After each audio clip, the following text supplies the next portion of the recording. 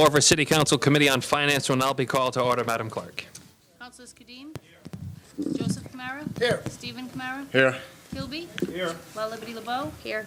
Long? Here. Pelletier? Here. Viveras? Here. President Ponti? Here, pursuant to the open meeting law, any person may make an audio or video recording of this public meeting or may transmit the meeting through any medium. Attendees are therefore advised that such recordings or transmissions are being made, whether perceived or unperceived by those present, and are deemed acknowledged and permissible. First item on our agenda is citizens' input. Madam Clerk? We have no one signed up. Nobody's here for citizens' input. Next item is transfers and appropriations. Transfer and appropriations, that's in full council. Item 1 is a request to appropriate $51,018.75 to EMS Capital from EMS Stabilization. Members of the administration prepared to come down and discuss this?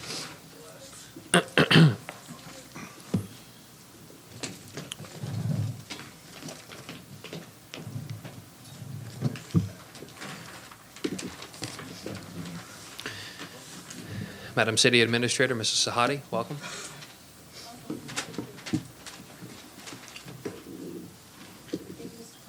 Thank you, Mr. President, and this is on the transfer. We do have Chief Lynch here if anybody has any questions as well. This is the EMS department, and they're looking to buy certain supplies to facilitate the new ambulance that they received. Any questions, comments? Council in seat 1, Councilor Kadim. Thank you, Mr. President. Just in relation to the stabilization account, I know we've had some conversations in the past about EMS being sustainable from the enterprise account. Are we still under that assumption that everything is still sustainable in terms of the revenue that's being generated? Yes, Counselor, and we're actually looking at even a increased free cash certification this coming year. Okay. Thank you. I yield. Thank you. Anything further from the council on this item? Hearing none. Next item on our agenda is the collective bargaining agreement with AFSCME. Council 93 was tabled in full council on the 19th of February. Motion to lift the item from the table has been made by Councilor Kilby, seconded by Councilor Long. All those in favor? Aye. Opposed? The ayes have it.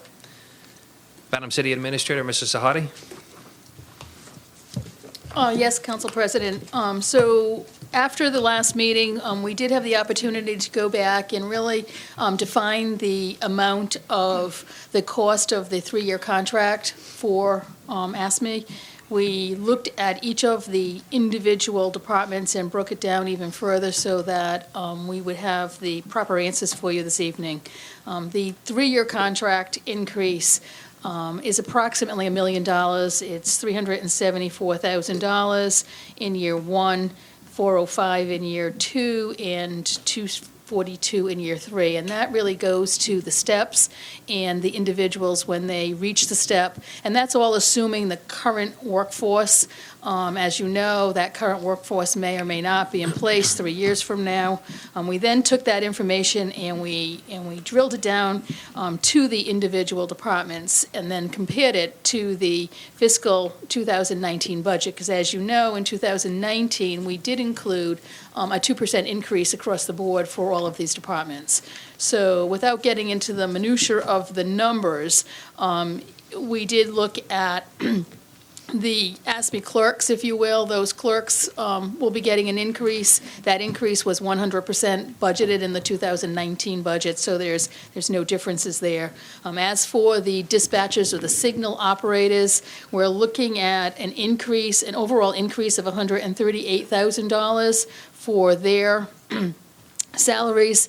$26,000 or almost $27,000 was included in the budget. So that particular budget will have a shortfall in that line item alone of $111,000. But as you know, that line item is combined with all of the other public safety line items. And so until the end of the fiscal year, when we really are looking at the surpluses and deficits in each of the budgets, we will then come to you if we need a transfer at that particular time. Mrs. Sahadi, just for clarification purposes on those numbers again before you continue. Year 1, you said the impact's going to be $374,000. That's correct. Year 2, $405,000, and year 3, $242,000 rounded off? That's correct. Okay, thank you. And that's $1,023,000. Yep, thank you. For parks and cemeteries, we did the same exercise. We looked at each of the individuals that are currently employed by the parks and cemetery departments, and we looked at their increases both in the change in the base salary as well as the steps going forward. That increase would be approximately $75,000. Included in the 19 budget was $16,000. With a difference of $58,000. That particular department historically has had large turnovers in their salary line items as a result of being unable to fill vacancies. Again, we will look at that department as we get closer to the end of the fiscal year and determine whether a transfer will be necessary to cover salaries. The traffic department, the increase was $5,000, $5,600 to be exact. Small amount was budgeted, $2,000, and we expect that we will not have any issues with a transfer into that department. That difference was $3,500. And facilities, the increase was $36,000. In that particular case, the 2% was budgeted at $6,700. However, if you look at your budget book, there were some additional changes or additional monies budgeted for personnel costs that was anticipating the negotiations on this contract. So there should be no transfer necessary in facilities either at the end of the year. Mrs. Sahadi, do you happen to have the information on the financial aspects that you're outlining to the council very well? For the council to have a copy of this, or am I missing this in our package? No, you don't have it in your package. We've been working on it pretty much every day to Okay. include up through this morning. Okay, so what you're reading from right now is it's not Is- available for the council at this point? I certainly have it here, so I can provide it to you. All right, if the council is have it, I mean, we're all writing our notes, but I just wondering if you had an extra copy. No problem, you can continue. I apologize for the interruption. No issues. So that really sums up the financial aspect of the contract. I know there were some other questions that this council had for Mrs. Viveras and myself, but in terms of the impact on the fiscal 19 budget and then the future 20 and 21 budgets, that is what we have concluded at this particular point. And I would just interject as well that when we look at these increases, all of these generated for a very specific reason, and they were a response to conversations that we had not only with the Human Resources Department, but also with our department managers. For example, in the Signal Division, there is a significant increase. However, we were having a lot of difficulty maintaining staff in that department. We had a 33% turnover in personnel within the last 2 years.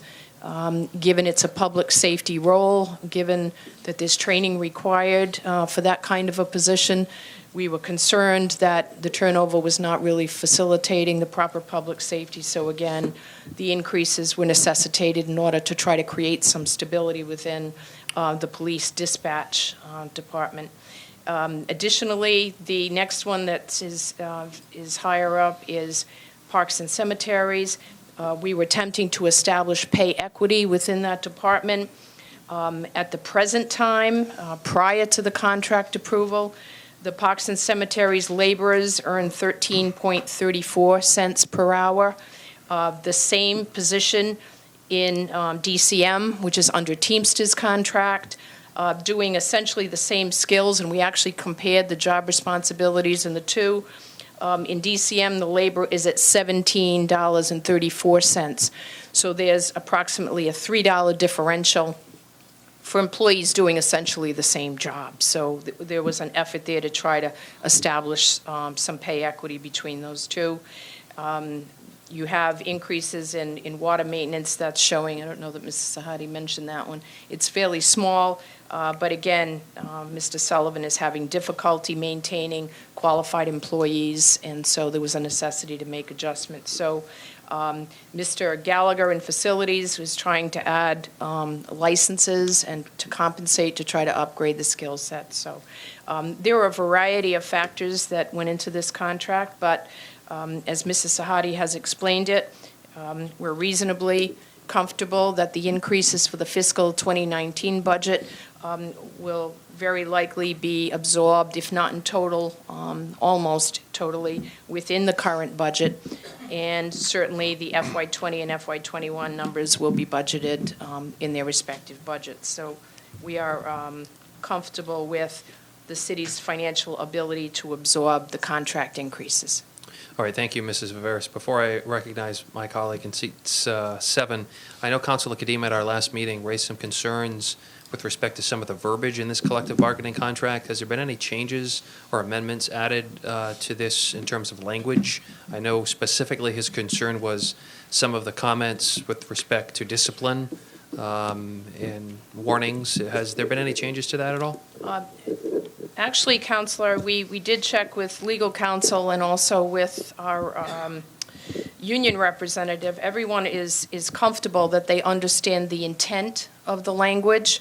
I will tell you that it's actually dramatically improved over the language that was previously in the AFSCME contract.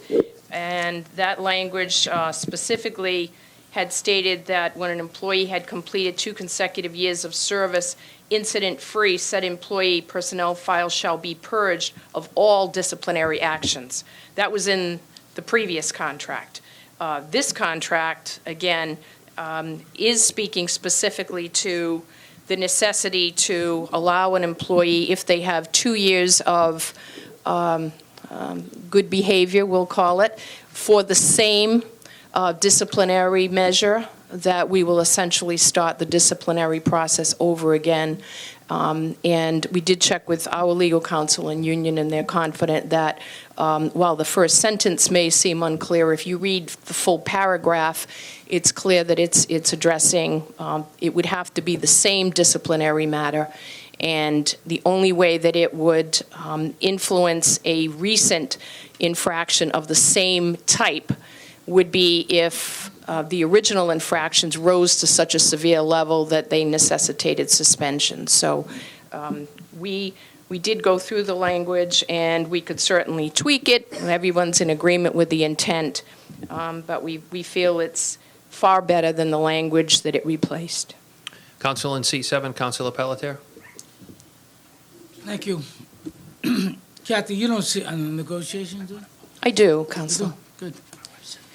You know, I talked about this before, and I'm very displeased that we have people that been with the organization for 20 years or 23 years, and she's an 8.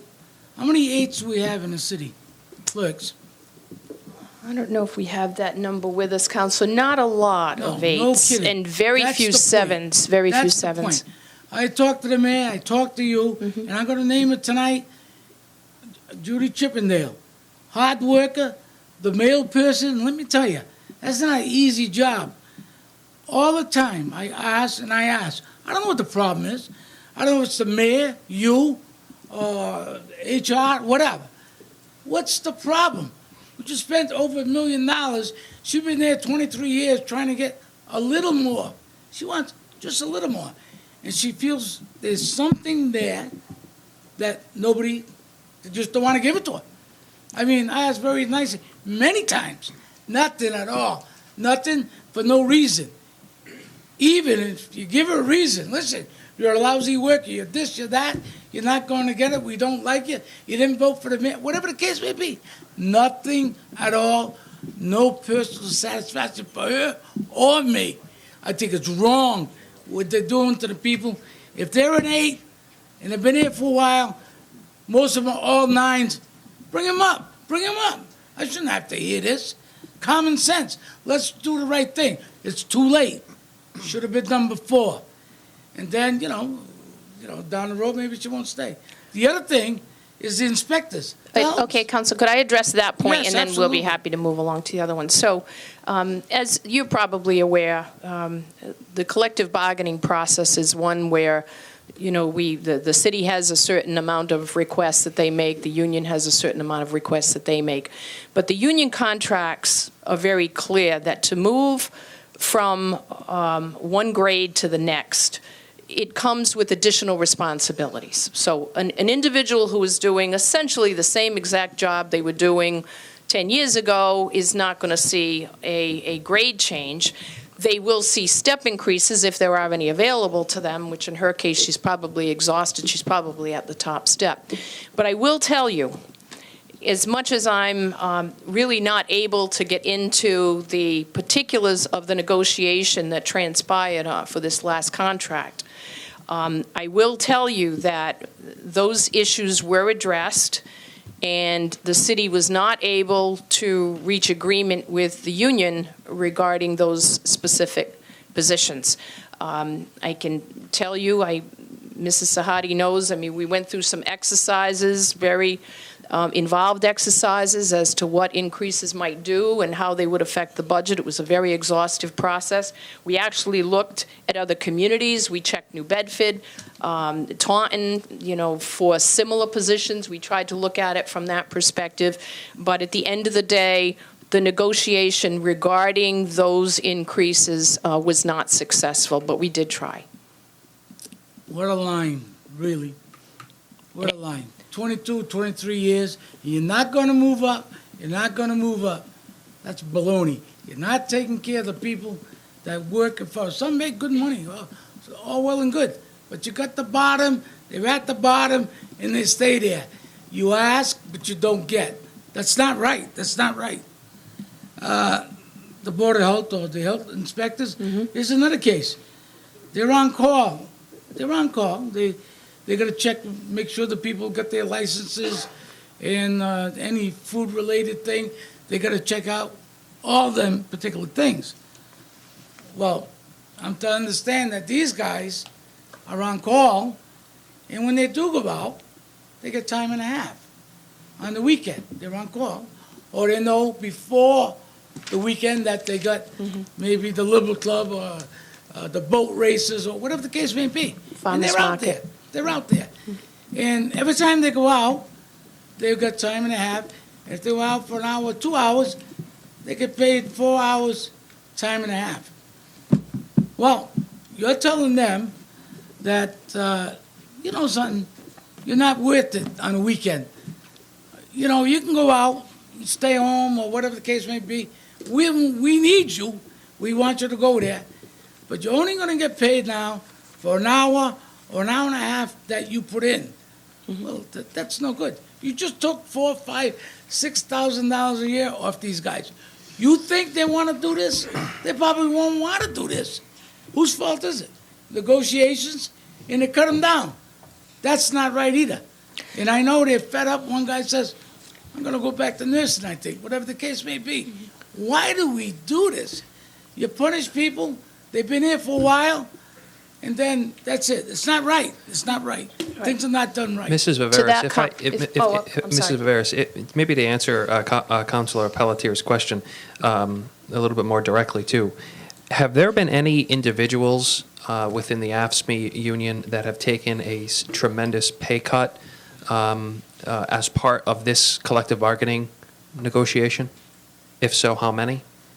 I would say no, Counselor. I think the only individuals that might see a decrease is for the exact situation that Councilor Pelletier has described, and I'd like to explain Absolutely. I just the wanted- rationale for that. Please do. If I might, yeah, thank you. So here again, those individuals were part of a restructure that we did look at. We costed it out. We were not able to reach agreement specifically on their base pays. However, what we were confronted with, Counselor, is, again, it's another pay equity issue. I know you would say, well, it's simply dollars that they used to get that they're no longer getting. It's a reduction. But what we were finding in the contract is that you have a great many employees that take overtime, and they only get paid for the hours that they work. Now you have another much smaller group of employees that get paid for more than the hours that they work. And you described it very accurately. They may go out, it may take them an hour, it may take them an hour and a half. The previous contract, or the current contract language would pay them 4 hours worth of overtime, even though they only worked an hour and a half of overtime, or 1 hour of overtime, or whatever it might have been. You have employees working in other departments, same union. When they work 4 hours, they get paid 4 hours. If they work 2 hours, they only get paid 2 hours. So you can appreciate the fact that there's an issue of equity and parity amongst the various employees. And again, we tried to address those individuals by looking at overall adjustments, to the base, and that was not something that could be successfully negotiated. If something happens to the city hall and they call a maintenance guy up, he's coming in to address the situation. What is he getting paid for? Okay, so there's two circumstances. There is what's called on-call, or I'll say scheduled overtime. So we also have clerks in the building that know that they need to be present to cover meetings. They're pre-scheduled, they know when they're coming. Those, and in the same case of the inspectors, if someone knows that on Saturday they have to go out and do some work at the farmer's market to check schedules, that's known in advance. It's scheduled overtime. Those are the overtime amounts that have been limited to the actual hours worked. If somebody gets called in on an emergency, which I think is what you were just describing earlier, that's when the minimum overtime amount would apply. So if someone comes in at City Hall for, whatever the case, an hour and a half, how much time they getting paid? Well, again, if it's an emergency, What is it? Tell me. Is Well, it 4 hours? I believe it is, Counselor, and There I'm you gonna, go. right. So one guy's gonna get it and somebody else is not gonna get it, that used to getting it. That's not right. I mean, Well, again, one is an emergency, 2 o'clock in the morning, 4 o'clock in the morning. I don't know when could be on a Saturday Yeah. at 2 in the afternoon, but it's not scheduled. No. It's something that is an emergency, and so the language is different for that individual versus the individual who knew in advance that part of their work requirements were going to necessitate that they come in for whatever amount of time. And so the distinction was made between scheduled time work versus emergency time work. all right, I'm gonna wrap this up. The only thing, you got people, you try to take care of them, you try to keep the workers together. And it's not a way to keep them together. I mean, this thing, there are only 2 individuals, or probably more, I don't know. It's just not right. And the contract's already been agreed on. I'm gonna come and vote, our vote tonight, and that's it. But we're just not doing things right as far as I'm concerned. When you got these people that long, and you're taking something off them, or people have been here this long, and you don't give them anything, it's not right. I yield. Thank you. Well said, Counselor. Counselor in seat 6, Counselor Law. As you know, and I kind of agree with my counselor in seat 7, especially with the employees within City Hall. We've had this discussion many a times, and I know you're trying. But there were some things in these contracts that I don't understand. If it's historical, then it's historical. But I just want to know, 1, how they got there, and 2, why it's the way it is. Now, the first thing I have when I looked through this, there was the health insurance was just saying as past. Didn't really say what it is, but that hasn't changed, right? It's 2575 as. Yeah, exactly. And that's actually going to get attached as an addendum once the new rates are negotiated for 2019. So nothing's changed with No, that? It's the nothing at all. percentages are the same. That's correct. But then when I look, one of the things that I found very strange is how lunches are scheduled. And it seemed to me, and I have a whole list here, is when we went to clerical staff, all of their lunches were unpaid. Like if I look at the police department, the clerical staff work 8 to 4, 1 hour unpaid lunch. Emergency dispatches and telecommunications, they give the whole 1 hour paid of combined lunch and break. They get paid for lunch. Okay, but the clerks don't.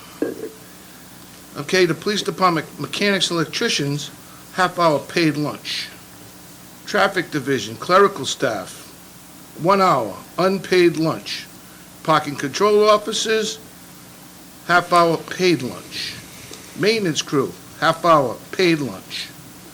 Water Division Administration, clerical staff, 1 hour, unpaid lunch. Water Inspectional Service, half-hour paid lunch. Distribution Maintenance Division, half-hour paid lunch. That's maintenance staff, clerical staff, 1 hour, unpaid lunch. And it goes on and on. I don't understand that. It seems like everybody but the clerks get paid lunches. And most of those other people are getting a higher pay to begin with. So I'm just saying, how does that come into a contract such as this? It doesn't make any sense to me. Because as far as I'm concerned, I never got paid for lunch. The only people that got paid for lunch were the people who were on salary. And that would be a question whether they were getting paid for lunch or getting paid for the services. But I'm just saying, these are all hourly rate people. Why do some get paid for lunch and some don't? Counselor, that is something that was negotiated. I don't know if the AFSCME representative wants to address that question. He's here. He doesn't know either, so, Okay. Right. Let them come down. yeah. Okay. Mr., You want to come on down, you're happy to come down, Yeah. and appreciate that, thank you. But Council in seat for your point of information? I think you might have kicked the button. Somebody in the TV department could come help Mike, that, help. I'm just guessing, but the positions that he articulated, those who had a half hour were paid, virtually everyone of them, and those that had an hour were unpaid, so I'm assuming that it's possible that when it was bargained for, the individuals who chose an hour chose a longer period of time without being paid. Yeah, right. Mrs. Viveras? again, Mr. President, Counselor, it's part of collective bargaining. It's been like that for quite some time. I'm not sure how it was originally negotiated. I don't know, I guess,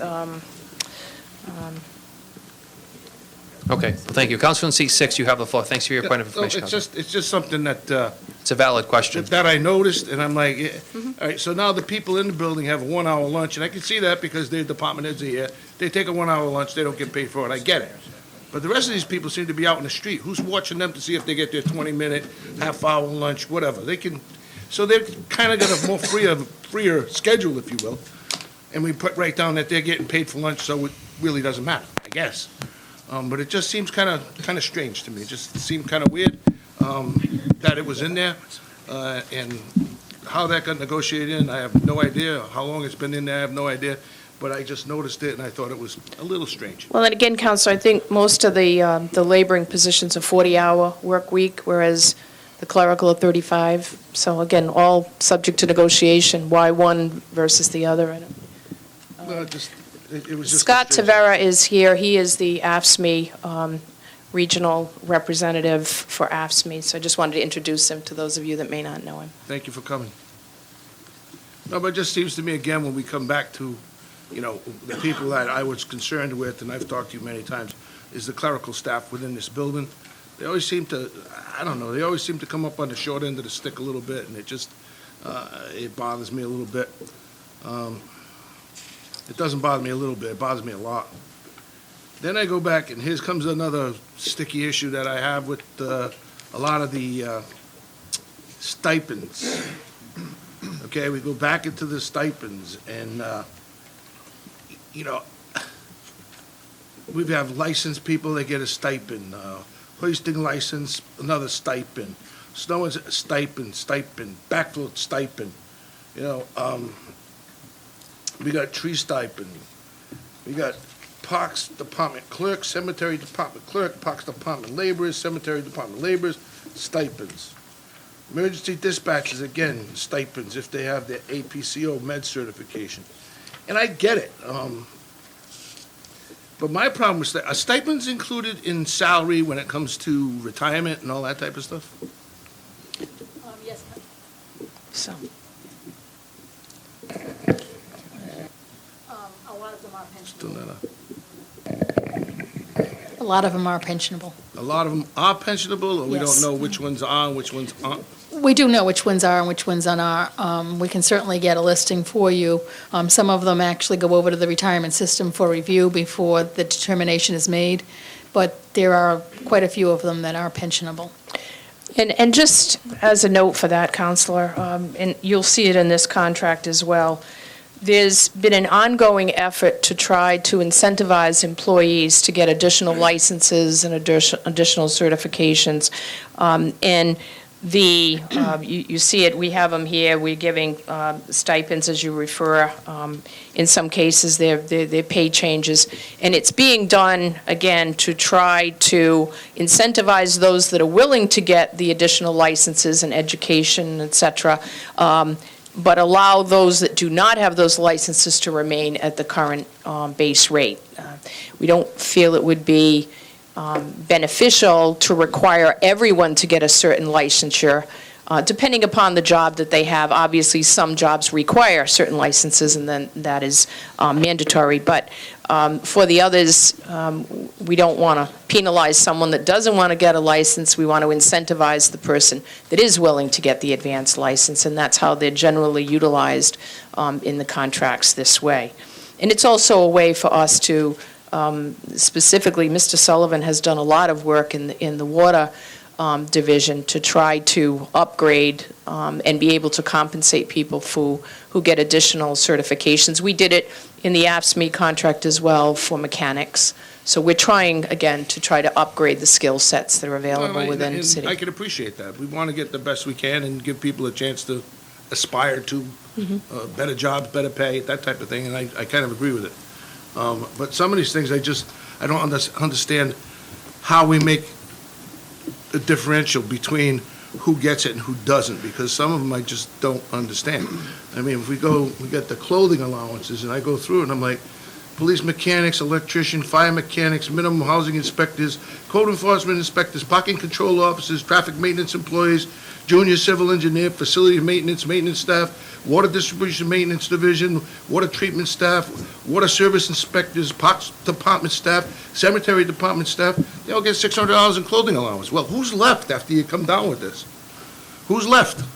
Unfortunately, your clerks at Government Center, Council. How many clerks do we have? And But again, they get nothing. I'm just suggesting to you, it's the nature of the work. So if the individual that's performing the tasks is anticipated to have, unusual wear and tear on their clothing by virtue of their job, then they're given a clothing allowance. And again, Council, these are things that were negotiated in these contracts a long time ago. We have attempted to try to reduce them.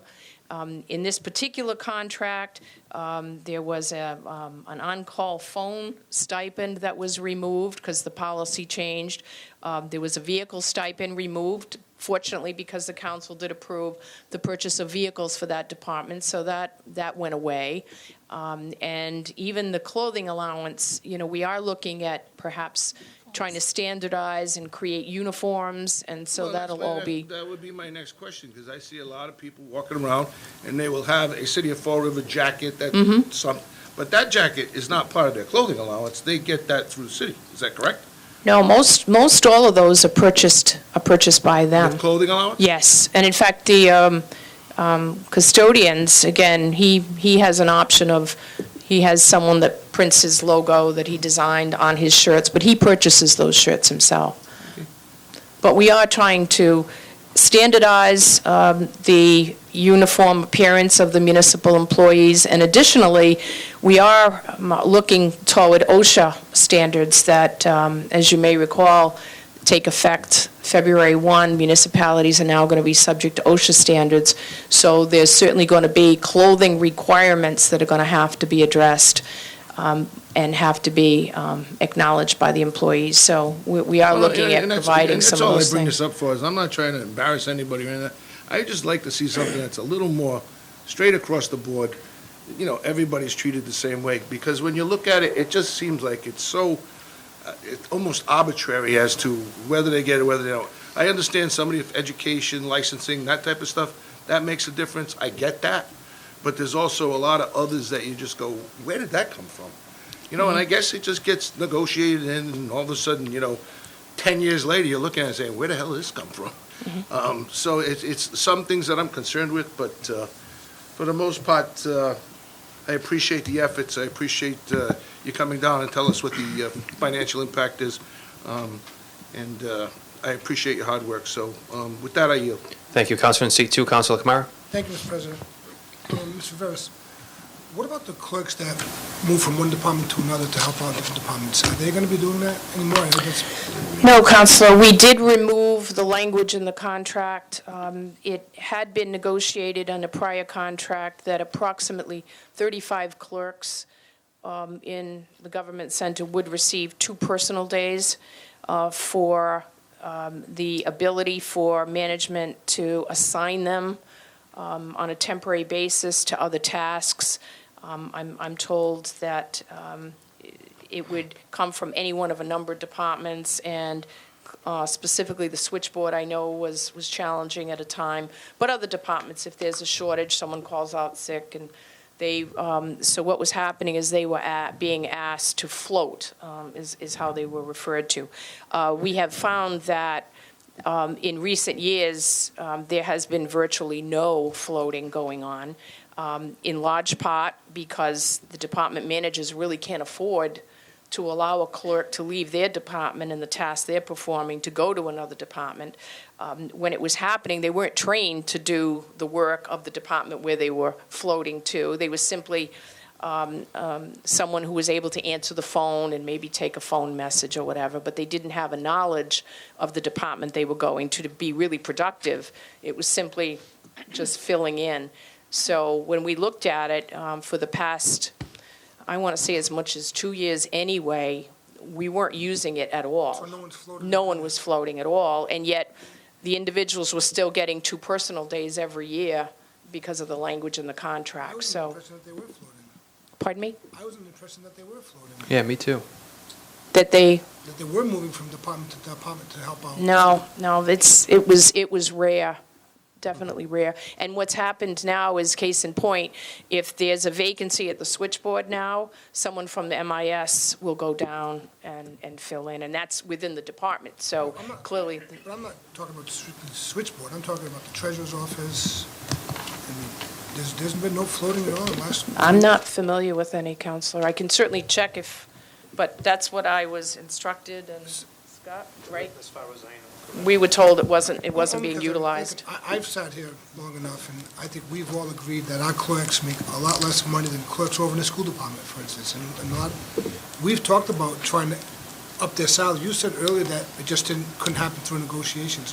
What were the stumbling blocks? Why couldn't they? Well, Counselor, one of the things that I do need to correct you on, when I did do the analysis much earlier this year, the clerks in City Hall get paid approximately the same as the clerks at the school department, and in some instances, more than the clerks at the school department. Really? Because we've heard in the past that. It's been told to me multiple times until we actually did the analysis, but it's not correct. How about the custodians? I didn't check those. I was looking at just the clerks at the time. Interesting. Because we've heard it here multiple times when we're doing the budgets over and over, and at that time, they said they did do the analysis. Yeah, So the numbers, Unless it's yeah. changed, unless, Yeah, no, they don't. And just to get back to, again, the personal days, again, it's an equity issue. So you've taken a portion of the individuals in the bargaining unit, and you've given them 2 personal days when they're not really providing the service that it was originally intended for, and so then you have employees in other departments that aren't getting those same 2 personal days. So again, there was also an equity consideration at negotiating that out of the contract. why am I led to believe that that was something we talked about in the past, that they would be floating? And it was actually said during a certain time of the year, the treasurer's office is inundated with people to help out paying the tax bill, so we're going to put people in the office to help them out, we would train them, and you're saying that we never did any of that? Well, Counselor, again, you bring up a good point. I mean, they have to be trained. So they would have to know how to be able to accept payments at the window. They would have to know how to do that kind of work. Their departments that they're assigned to full-time, those managers don't have the opportunity to allow them to spend time in these departments getting cross-trained. they're all working very hard, and I have to commend our department managers. They're working very hard to cross-train within their own departments so that, no matter what the task, somebody is able to fill in. And we've come a long way with that, and employees have been receptive, and that's helped us with our staffing levels. But if you were to look at the number of staff that we have in a lot of these departments today versus the number of staff that we had in those departments, I'll go back 15 years ago or so, clearly the workforce is much smaller than it was back then. And the only reason it's working and still allowing us to maintain the level of service to our customers is that, they have worked very hard to do the cross-training and to try to get the skill sets to the level where there's a high productivity and a high efficiency level. But to take someone from one department and move them over to another department to fill in, they don't have the skills and the ability to actually do that, not the least of which, it's a problem for the department manager who has to give up the employee because I know that numerous times we have tried to do floating, but if you call the department and they say, I can't let anybody go because I don't have sufficient staff to cover my responsibilities, then we haven't been able to even utilize it because the departments themselves are so lean in their staffing levels. I understand the department's leading the staffing levels, but my impression was that during certain times of the year, some departments are much more busy than others. The elections office, they're not very busy when there's not in the beginning of the year when there's no election, but when there's election season coming, I was led to believe that people would go there and help out with certain things that they need to do. Same thing with the treasurer's office, when the tax bills are all due, and every quarter, it gets a lot of people like to go there themselves, pay cash, and I was led to believe that we were doing that, a lot of floating stuff. But to hear that we're not doing it, it's interesting. And I thought that that's what the city was trying to do before, bring in people from different departments, cross-train them, not from within the same department, from different departments, but it's interesting to hear that we're not doing that. Yeah, again, in talking with the department managers and given the staffing levels, it just wasn't working. I mean, they just couldn't afford to give up their employees to train in other departments So and just provide curious, those services. When did we put an end to that practice? How many years ago? 3 years ago? 2 years ago? 4 years ago? I know it was negotiated in the former AFSCME contract back, it was actually your colleague in seat one's tenure. Negotiated in or out? Into the contract, To do the floating? that they would be floaters, yes. So that was what, 4 years ago, maybe, 5? Yes, yeah, with the contract was actually 2011, on or about 2012, 2013 in there, for that contract period. So 5 or 6 years. So maybe it was utilized then, but all we've been able to see more recently is that it's not practical, it's not working, and again, we're providing a benefit to employees that really aren't providing, that corresponding work. All right, with that, I yield. Thank you. Thank you. Anything further from the council? Councilor on seat 4, Councilor Yes, Kilby. thank you, sir. I could interject on that. When I was here, Kathy, it was almost daily that I'd get a call from, it's been a couple of years, and if you've eliminated that, that's great, but, so I'm not saying you're not misleading anyone, but nearly, at least 3 or 4 times a week, I get a call from Madeline, and maybe because I always said yes, but I even developed a policy in the office asking for volunteers first, and then secondly, we rotate. So, not to repeat, to Councilor Kamara's question, I think you're getting good information that it was occurring, but is it now? Obviously I'm not here anymore, but. And you raise a good point, Counselor, because that was exactly what was happening. The departments that were participating were the same ones over and over again. And it was never intended, I don't believe originally, it was expected that all departments would, and all clerks would participate in the floating process. And what was happening was, even when we were using it, it was coming down to the same department managers who were willing to do it on a consistent basis, and it wasn't really fair to them that it was constantly coming from, in your case, it would have been assessors, when the other departments weren't really participating. So it became, a burden to some, and others weren't participating. And I'm only going to comment that obviously those department managers didn't feel they could forego the staff, to allow the clerk to go and spend time in another department. Yeah, it was never a huge issue.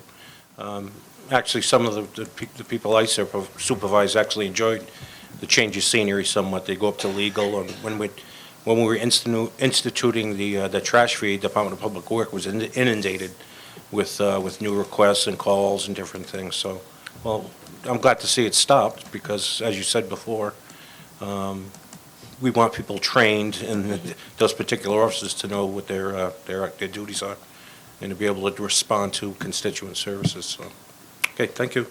I yield. Thank you, Councilman seat 1, Councilor Kadim. Thank you, Mr. President. Just to stay along the same lines, so are we saying that it's management rights then now to reallocate staff amongst other departments? They would not be reallocating amongst other departments, Counselor. we- The intent would So the be that, administration would not have the ability to take a clerical person from the treasurer's office and have them temporarily reassigned on a temporary basis to another department?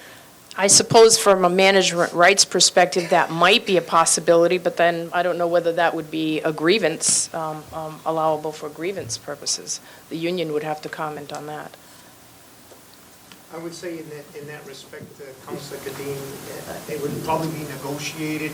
I would look at it as a negotiating item, that the city would come and bargain with the union in regards to the impact on the employee affected. Right. If they were to transfer, on a temporary basis, as you say. So that's my point. Why do we just give away language that would benefit us? So this is part of the problem, and it goes back to the personnel files, right? So the language, we've got the union who's at the table currently that just negotiated this. We've got an administration, we've got legal that are currently here, okay? Next week is a recall election. We don't know if those two folks are still going to be here. We don't know the next time that we negotiate if Scott's going to be in the position that he's in. So we may have a grievance from this particular language, and then everybody's saying that they currently understand the intent, but then when they read the language, the union's going to come and argue it, and we're not going to have any historical knowledge as to what it means. Because I think if we were to poll everybody in this room just on the personnel files, everybody would get a different interpretation of what this language is. So that means obviously, somebody would sustain the grievance or deny the grievance, and if it wasn't sustained, or if it was denied, we'd be going to a mediator and then to an arbitrator to figure out what's going on. So to get back to the floating piece, while it might not have been used, I think you need to understand and have a historical perspective as to why it was implemented. You can go back 4 years when there were, I don't know how many envelopes that were unopened in the collector's office, okay? Tax bills not getting processed. You looked at the financial department across the board, things weren't being done properly. I mean, Mr. Hardy could sit there and talk about the Department of Revenue coming down. Everything that we had to do to try to get things organized required manpower. And if you don't have the ability to reallocate staff on a temporary basis and you've got to go back and then try to impact bargain something, doesn't make any sense. We had it in there, so if you're not using it now, why take it out? We don't know if there's going to be a similar situation again. I mean, you go back to the elections office, right? We had the recall. We had to certify signatures. We could have pulled staff from other departments, put it into the elections office to help the elections office certify some of the signatures. Now we have that. We don't have that ability because you've just taken it out of the contract. All for what I'm understanding is 2 personal days, which you said there was an inequity of that. So who was receiving the personal days? 35 clerks within the government center. Okay. So 35 people were getting 2 extra personal days off. Why only 35 clerks? They were the ones that were floating. So there's only 35 clerks in City Hall, is that what we're saying? 35 that would float. There may be other positions, but there were 35 people impacted. So why not renegotiate that to include all the clerical? Well, I would Right, as suggest opposed it to- probably does address opposed to- the 7s, 8s, So if it does or it doesn't, I mean, if it doesn't, then we need to talk about it. If it addresses all the clerical, then I guess we can't say that there's an inequity because all the clerical people are receiving 2 No, extra because- floating days. Counselor, you have other employees within the bargaining unit that aren't receiving 2 personal days Right, so for doing other tasks but that we they're can't- not doing. We can't make the same, so the problem is that the administration comes before us, makes an argument when it's in their benefit to make the argument, and then when the council is trying to make an argument that the administration just made, they're saying, well, that doesn't make any sense. And case in point would be my colleague in seat 7 just asked about overtime. You stated that there's an inequity in this contract about individuals getting paid 4 hours of overtime and other individuals not getting paid. The response essentially was, well, it is what it is, that's the way it was negotiated, okay? Now we're saying the administration has come forward and felt like that there's an inequity, that we want to eliminate the 2 personal days because the administration currently isn't using floaters. That flies in the face of what we're being told, and it's inconsistent in terms of. I don't agree, Counselor, at all. I mean, why would we give 2 personal days to 35 individuals that aren't performing the tasks for which they were given the 2 personal days? Because there was a cost-benefit analysis in terms of, it's the same reason you would pay the people in the water department for their certifications, right? There's a cost-benefit analysis that's done. So at some point, there was a cost-benefit analysis to say, you know what, it is worth 2 personal days to give all the clerks to have that ability to be able to temporarily reassign clerical staff when needed. Counsel, the managers they don't use it. They don't want it. They're saying they can't afford to be without their staff if they're floating. That means they're not performing the work in their own departments. But what happens if they're there's an not trained? For example, we just had the recall. We heard that it was going to take weeks and weeks. They were understaffed. We had the ability, up until this MOU was agreed to reassign clerks. And I understand there are other departments that obviously are overworked, understaffed. That's what we see in local government all the time. But from an administrative standpoint, you should have the authority and the ability to make that determination and to reassign people as you see fit to prioritize. You know what? Maybe the priority for this week is that we need to really kind of focus in on getting signatures certified, so we need to reassign people. Now, the statement saying that, well, some people would buy into it, the assessor's office would do it, but maybe the treasurer's office wouldn't do it. To me, that shows a lack of leadership coming down from the administration. I mean, this should be a directive that's coming down. You can laugh all you want. I mean, do you understand what the argument? Because when you tell me, hold on for one second, because with the smiling, saying that you almost you don't agree with me on this is a little concerning to me. Because if you have some departments that are partaking in this and other departments choosing not to partake in it, and as an administration, you can't see that there's obviously an inequity from that standpoint, and that you're not going to allow certain departments to participate, and you're going to force other ones to constantly do that. I mean, that's management, right? That's a directive that goes right down to everybody and all the department heads in a department head meeting. When we have floaters, everybody needs to partake in it. It can't just be the assessor's office, can't just be the treasurer's office. Everybody is receiving a 2 personal days, okay? I understand that there's different tasks and duties that are assigned and depending on the time of year. I understand that, but I mean, that's things that are in our control. From my standpoint, I think the fact that we just eliminated the fact that you have the ability, or a future administration has the ability to implement floaters when needed for 2 personal days, I don't know that makes any sense when there's more than inequities in this collective bargaining agreement. Inequities, in fact, where I'm seeing in pay raises just being implemented. So I think we just got to be cautious on how we say that there are inequities and reasons to eliminate things because of inequities when we're not fixing other inequities. That's just my take. Well, Counselor, just to respond to that then, so we value the opinions of our managers. And the feeling was that this was not the appropriate way to address exactly what you described. We need extra resources here, we need extra resources there, it's temporary. I would suggest to you that what most of the departments are doing, if they need additional work performed, they use overtime. They allow the individuals within the department who are trained to do the task, who know how to do the task, to work overtime hours to get caught up in the tasks that are assigned to them. I think, as a manager myself, that that's an appropriate alternative. They would rather have people within their department compensated for overtime to do those tasks rather than bring in someone who's not trained from another department. And as far as I'm concerned, I think that's an appropriate alternative. And we value the opinions of our managers in doing that. And I would suggest that I think you, Counselor, may be more concerned that this clause was put into the contract when you were the city administrator, as opposed to whether or not we find the clause valuable right now. You Listen, talked about it I being could care- management I could care rights. less if I We put it in or manage not. differently. Well, Oh, there seems to absolutely. be a concern But- about it. but- You took issue with the issue about the personnel clause as well, when the personnel clause that you Kathy. left in the agreement was deplorable. Ms. Viveras, with all due respect. So, with- I'm with- just with all due- suggesting to With all due you- respect, don't come attack me telling me how I feel because I implemented something in the contract that didn't implement something in the contract. It's a losing battle. You're not going to win this one, okay? I'm not 'Cause I trying to will- win the 'cause battle, Counsel. I'm just suggesting to Counsel, you. I mean, There are variable reasons for management to suggest that we are somehow Mr. Viveras, shirking our management Mr. responsibilities, that we're not if I taking wanted- If I wanted advantage. to go through this entire contract and embarrass the administration, I could do that very easily. I choose not to do that, okay? So if Well, you I'm a want- professional counsel, if and you I want- choose if you want- not if you wanna to come and embarrass attack you me, that's regarding fine. your previous We can contract. do that. That's fine. All right, okay. So we'll leave it at that. No, game's on. Game is now on. Game okay? on. Here we go.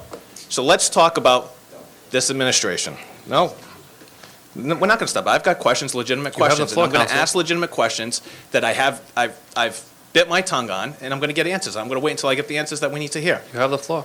Okay, so before we even stop, okay, this contract was before us for us to review from a financial statement, for financial purposes. And at the end of the day, we get estimates. 300,000 was, roughly 300,000 was what was told that the cost was. It was Didn't- north of 300,000. North of 300,000, right. We didn't have the total dollar amount. So now we're told that this costs roughly $1,023,000? Is that the cost? Well, the 300 was for the current year. First year, yeah, I recognize that. So my question is, how does the administration, without having that number until tonight, or whenever you folks put it together, because you were still working the numbers, agree to an MOA without knowing the full costs? Well, there were several reasons, Counselor. First of all, we had been calculating the individual component parts of the contract, and we were confident, for a variety of reasons, given the language changes and whatever, When you that we say- were when you going to be say- able to pay. May I finish, please? But when you say we, who's we, before you go? Mr. Kadim, Yes. Counselor Kadim, I've sat here and been bullied by you Bullied. too many times. Okay. That's correct. All right, look, we're I'm not going to gonna get answer the into- question. We're not going to get into And I personality. appreciate being allowed to answer the Mrs. question. I just asked who Viveras? we was. Mrs. Was Viveras? that- Is that You bullying? interrupted me to ask that question. May I finish? If we can, You know what the hello? problem- Hello? Can you hear this? I'm asking for a little bit of decorum, and we have to have just a tad bit of professionalism. I understand that emotions are a little high right now. The counselor has the floor. Counselor, if you're going to ask a question, this is Mrs. Viveras, if you can allow her to answer it. Mrs. Viveras, if the counselor is speaking, please don't interrupt the counselor so we can continue with this discussion. Mr. President, through you, can I just ask, when I ask a question, that I get a specific response as opposed to this long narrative? That's why I interrupt. She says we. It's going to be a 5-minute conversation before I get the answer. I just want the answer. That's it. I Fair want to enough. ask a question, I want to receive an answer, and then I won't interrupt. That's it. Fair enough. Now, Mrs. Viveras, you want to answer the counselor's question? There's no need to talk about being Would you embarrassed. repeat the question, please? Absolutely. You said that we were calculating the cost. Who is we? We routinely would use human resources because they have payroll access, but specifically, we rely very heavily on the individual in the auditor's office. Okay. And the only reason I interrupted. And was- Mrs. Sahadi was actually Okay. very involved in this case as All well. right, so at the last meeting, you tell me that we, and that's why I asked a very specific question, because last meeting, I was told Ms. Sahadi wasn't even involved, and that they were just starting to run the numbers after the fact that the MOA was signed. So I'm trying to understand how, from an administrative standpoint, how the mayor can constantly go on. Matter of fact, he was at the debate the other night saying that from a fiscal standpoint, we are leaders, we're doing everything that has never been done before by any administration, and yet we have a contract that has not been renewed from a financial standpoint, that I've got to actually file a resolution to ensure that the CFO of a city is partaking in negotiations so that when information comes down to the city council, we are comfortable enough to know exactly what the numbers and what the true costs are and whether or not we can afford it moving forward. That's fiscal prudence and leadership. Counselor, I indicated to you that we have calculated. The only reason that So we why came didn't you down at the last meeting, when we did, we would have liked more time to complete that calculation, to compile all of the component parts of the contract together. But the individual employees in question were very anxious to receive their retroactive pay because the contract was going back to July of 18, so we allowed the contract to move forward. And consequently, we did not have the exact numbers, at least not numbers that we were comfortable sharing with you for the exact reason that just came about. So was I? When we quote an estimate, if it isn't 100% exact, and then the number comes back slightly different, then the people who are delivering the message are berated for the fact that the number wasn't exact. Well, I was very careful at the last meeting to say that we were north of 300,000, but that I wasn't ready to give you an exact number because But can we stop right I'm there? certain it But would can- have been modified. Can we stop right there? This is the problem, and forgive me if you think this is bullying. Last meeting, this city council was told that Ms. Sahadi had no interaction or played no role in the negotiations up until the MOA was signed. That was stated, for a fact. I believe it was Counselor in seat 7 that might have or 6 that might have asked that question. And I actually clarified to say, because the response was, I was not involved in this negotiation. And then I followed up and said, which negotiations have you been involved in? At which point, the response was none, okay? The second issue with the statement that you just stated, this city council, you were not prepared to give us the information. They were estimates. Then why was the contract before this city council if you were not prepared to give us the financial numbers? Do you understand? As I explained- As a former city councilor, okay, put yourself in my shoes. Call it what you will, call it bullying, call it accountability, call it whatever, however you want to describe that. You would tell me that you wouldn't be as disheartened and frustrated, aggravated as I am when a $1 million contract comes down to the city council, no questions are going to be asked, there are no responses, and there is no dollar amounts associated with any costs. So I should just sit back and say, you know what, I apologize, let me just approve this. Why, God forbid I ask any questions. Not at all, Counselor, and... Because I don't want it to be perceived as bullying. No, not at all, $1 Counselor. million contracts. Your bullying is not your word, it's your tone and your attitude, but we'll Okay. reserve that for another day. Let's do that. The point is, as I said, we expected to be ready. We were working on the numbers right up until the last minute, and we couldn't fully complete the exercise. Okay. When you asked that it be tabled, we were fine with that. But We'll at no table it, point- and we'll come back to you at another point in But time. here's the disingenuousness from the administration. You folks sat there, it was, before I was the last person to even make a statement. This entire body was ready to forward that to full council. At no point were you going to make a statement saying, I'm sorry, councilors, we are not prepared to give you the numbers because we are still working the numbers, and you're going to let that go to full council, get voted on and approved.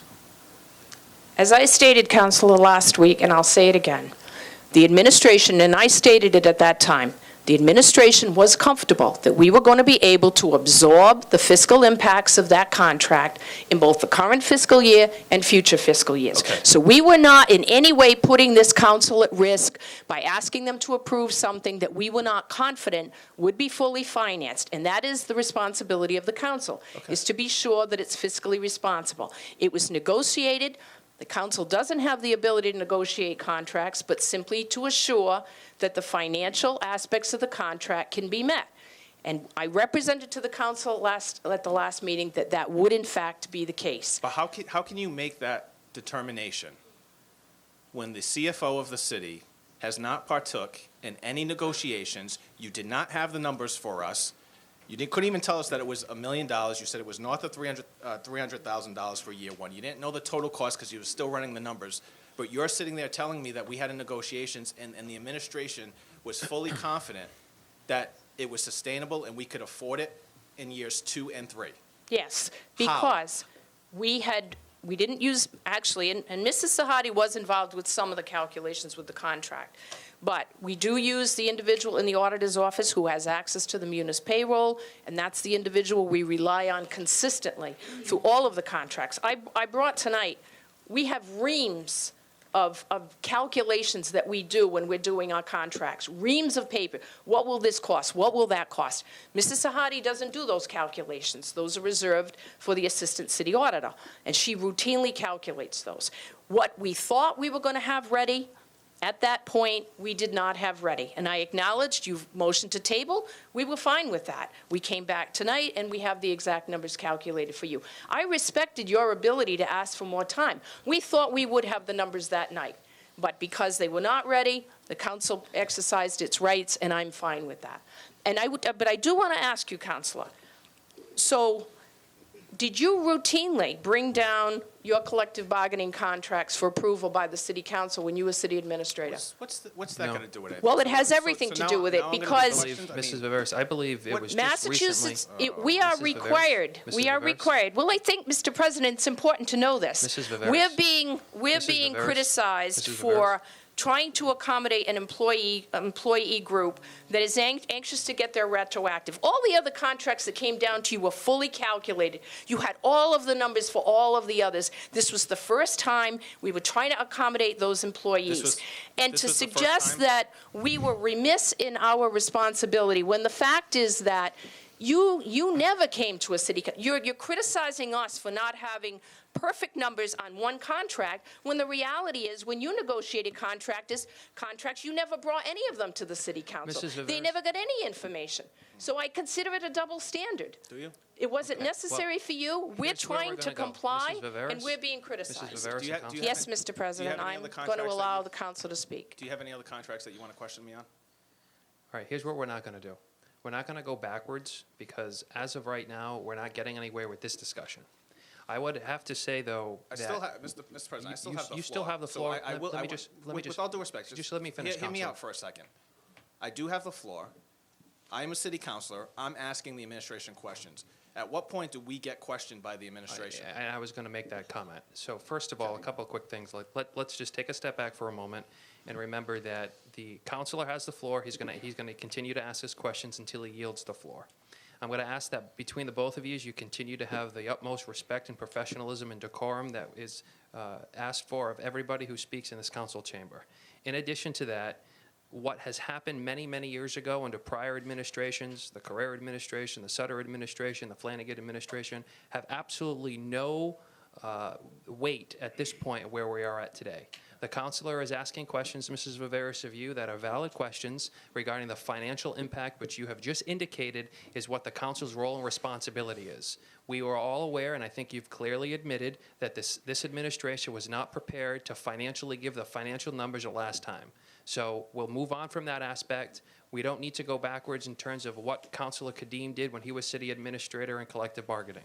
Let's move forward on what's on our agenda today. Please, Councilor in seat 1, you have the floor. Thank you. And for the record, the administration, I have blazed the way for a lot of different things, especially from the financial standpoint. I would respectfully disagree. Okay, that's fine. But that this administration continues to try to claim as their own accomplishments. So anytime you want to have the off-the-record conversation and debate things, I'll have it on the record, Counselor, That's but fine. Council On the record, President off won't the be record. happy with me, so on the record, let's off the get back- record, let's get back any to- day. let's get back to I what's stand before us. behind what I Well, I did, so stand by the anyways. point that Yeah. the contracts you I know. negotiated, Okay, all right. and the This is what we're So going to do. my If we're question- gonna, hold on, Counselor. This is the last time I'm going to say it, or we're going to end this conversation. We are not going backwards in terms of collective bargaining discussions, in terms of what other administrations have done. That is not what is before us. What is before us right now is the AFSCME contract that this Fall River City Council is going to be discussing, and that's what we're going to stick to. It is the last time I'm going to say it, or we will adjourn finance and not have this discussion until their next meeting. It's the last time I'm saying it. Counselor in seat 1, you have the floor. Thank you, Mr. President. In terms of the clerks, what was the number that they received for an increase of the $374,000? Was it 100,000? Is that what? 111,000 is everyone other than the dispatches, Parks and Cemetery, traffic, and facilities. How many employees for the clerks? It would be all others, so it may not be just clerks.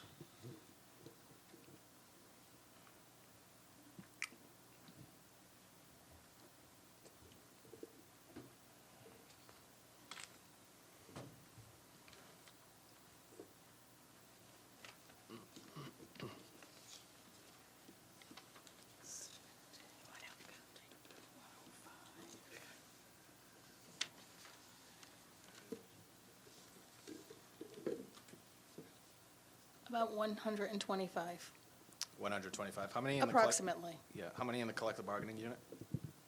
Do we know? 205. 205. What was the percentage increase that the clerk's seen? 2%. So it was a two, that's, with all the language in there, that's what they're seeing as a 2% increase? Yes, Counselor. What, dispatch, so with this 138,000, how many dispatchers? 38, What was the percentage increase there? 9.3. 9.3% increase? Parks?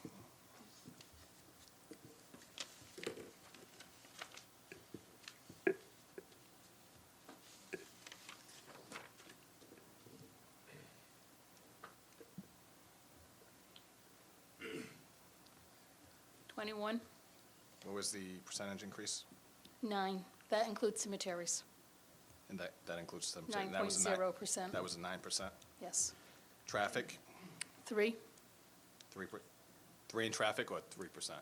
3 people in traffic. Percentage, 4.6. 4.6. Facilities, I'm sorry, for some reason I left that one on the printer, so I don't know how many, but the percentage increase is 9.1. okay.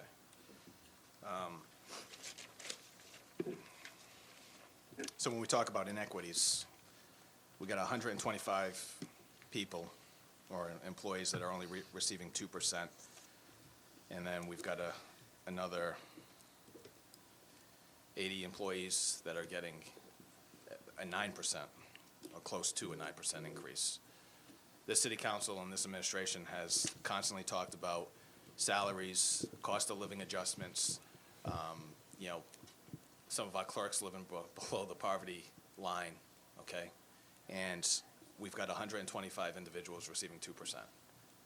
So I think it's disingenuous when we hear the administration sit there and say that when this council says that we want to try to do something in terms of having some type of salary increase or adjustments to be competitive, and maybe not with the school department, but other municipalities, we're told, yes, we're going to try to do that, and then we get a contract negotiation that provides a 2% for 125 employees. What's the average salary?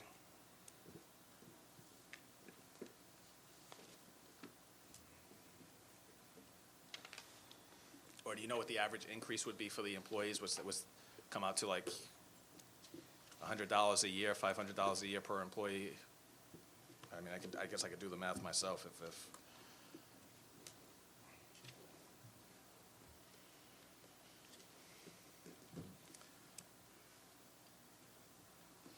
So About clerks, $1,000. how much? About 1,000. About $1,000 for the. Average For the clerk? Oh, for the total. clerks. For the clerks. What about dispatches? What are they saying for an increase?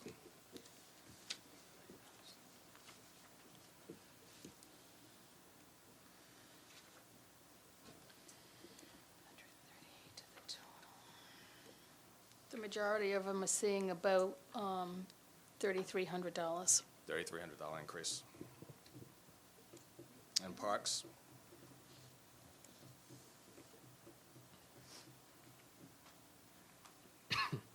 About the same, maybe a little bit more. And I'm not, Same, 1,000. The same as the dispatches, So approximately.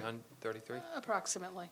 so I'm not taking I anything mean, I'm away. just trying to do this math in my head here, so. Right, so, and I'm not trying to take anything away from the dispatches and Parks and Recs, and I know we're trying to get equity, but again, I think you need to have equity across the board with the other employees. We just saw an EMS contract that came before us, and we had equity trying to get them similar to the fire department. Every individual there saw a 9% increase. So again, from my standpoint, I just think it's an unfortunate situation where you've got people working on an average salary of what, 30,000? Is that what they're making? A bit more than that. A bit more? What would you say?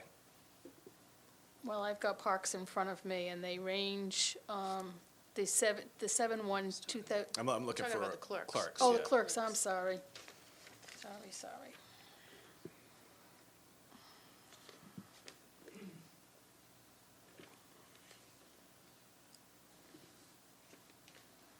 I mean, they're some of our lowest paid individuals.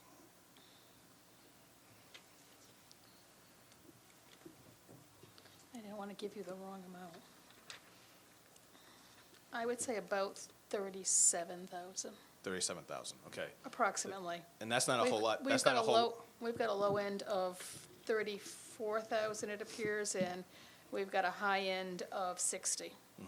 okay. And that's not a whole lot of money, but I just asked my counselors to recall maybe about a year ago when we were trying to add all these assistant HR director, and assistant to this person, assistant to that person, assistant to that person. I mean, that was well over $100,000, right? And here we are, a year later, and we're looking at a collective bargaining agreement, and we're giving clerks a total of $100,000 that equates to $1,000. That's inequity, okay? That's the frustration that I walk into, and not having a comfortable belief that the administration goes into these negotiations with a financial understanding of what they can and cannot afford. I think it's arbitrary. And quite frankly, my colleagues may not really understand that there's only two groups that are actually, that can actually be forced, right, from a bargaining standpoint, and that's police and fire, right? So all these other units, we go to an impasse, and they're not binding, okay? Police and fire are binding. So if you really had a stance on something, you could have taken a stance, whether it was vacation time or getting equity across the board, fighting for individuals to say, okay, this is what we want to do. We want to have equity. We want to do this, and this is the stance we're going to take, and we'll go impasse. Did we get to impasse during these negotiations? At any point, was there an impasse? There was conversation about mediation. Did you go to mediation, or? No. No, okay. So, and at that point, impasse, as the gentleman at the table knows, once you submit your last and best offer, you go to impasse, you go to arbitration, you do fact-finding, you will do all that. The mediator comes back and tells you exactly, okay, this is what we're going to award. The administration can then just turn around, shred the document and put it in the shredder, and then actually implement the last offer. So if you really felt that you wanted to get equity for these folks, you could have done that. That's just my stance on that one. I do have a question on so item 26, personnel files, we're not changing any language on that? We'll speak to the union representatives, see if they want to make a minor modification. It was all very clear to us, but we could certainly consider that. But it would Okay. have to be mutually agreed upon. I had some questions on the stipends, but rolling it in, trying to figure out exactly what the percentage increase, and I'm assuming that the 9% increase includes all their stipend increases as well? Yes, Counselor. The part-time job, item 31, the full-time position that's being created, Sorry, Counsel, which one is that? it's number 31, create full-time position, watchman attendant, junior operator. There shall be a union position. What's the dollar amount there?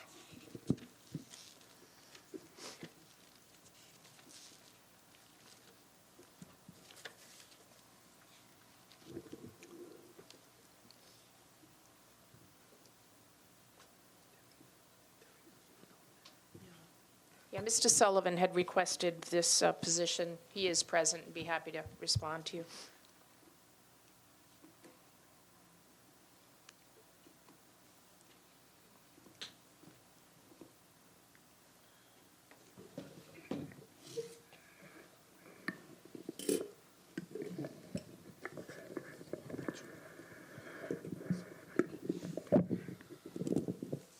On. So there's actually no cost to that currently. So the position of watchman attendant exists. Those positions are filled. What we asked to create is a new job title of watchman attendant, junior operator, to incentivize the watchman attendants to get their license to operate the treatment plant. If and when they did, then they would get paid. They could stay in the same position. They would get paid at the higher rate as a licensed operator, and it would give us additional bodies to fill in the overtime shifts, the sick time shifts that we are currently having a great difficulty in filling because we can't hire enough licensed operators. Okay, I appreciate that, but what's the salary that we're looking for that? That would be the equal to the salary of the licensed operator. So a watchman attendant is paid at a specific rate. If that watchman attendant went and got his T3 or T4 license, he would be able to remain in his position but get paid at the higher rate of a T3 or a T4 operator. Which is? I don't have that rate in front of me. I believe it's, max rate is $17.40 every 2 weeks, I believe.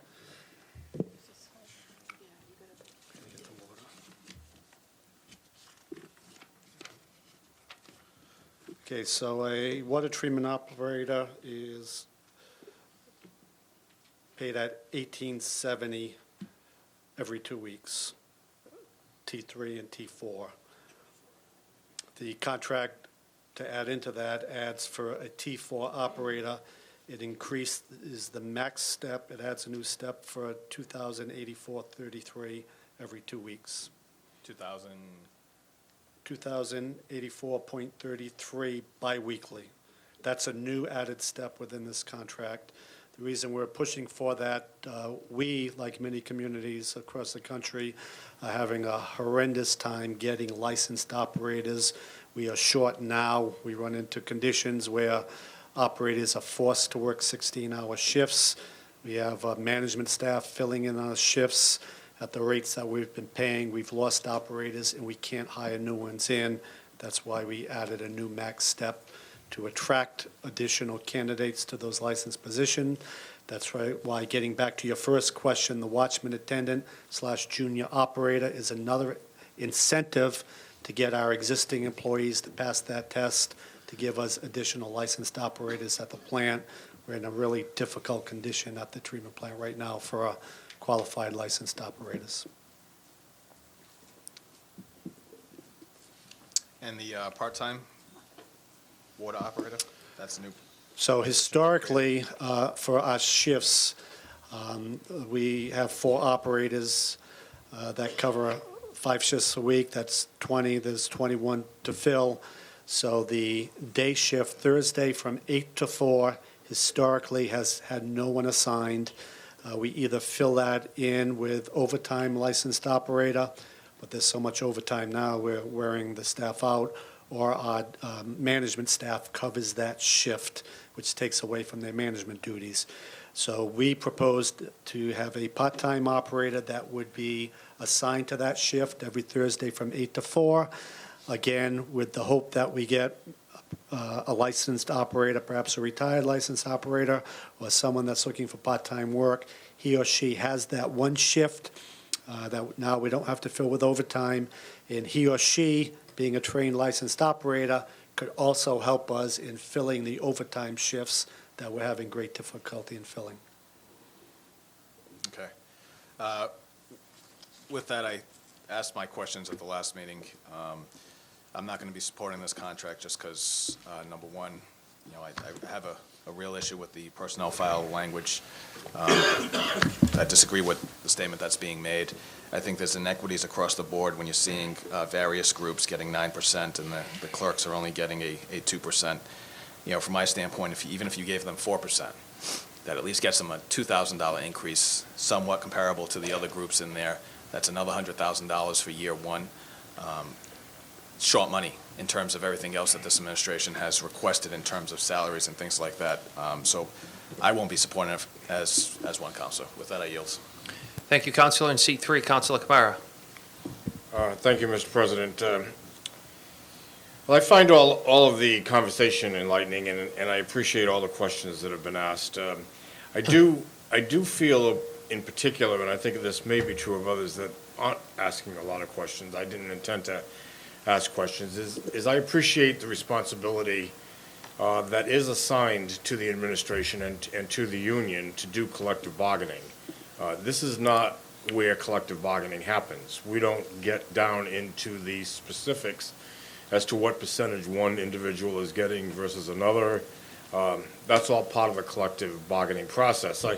I do appreciate and recall that as a school committee member, we did get involved in negotiating of contracts because that was part of the jurisdiction and the responsibility of the school committee at that time. I don't know if with the change in school reform, because the time that I served on the school committee was quite a few years ago.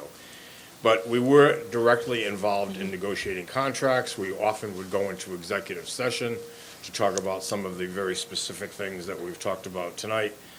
But the council has a different role, and it's a role that I think that maybe we ought to change, and there is a task force that's looking at possible changes where the council would have the responsibility to negotiate contracts. And I do think that that would be an appropriate role under a different form of government for the council to do, is to become more like the school committee in taking on the role and the responsibility.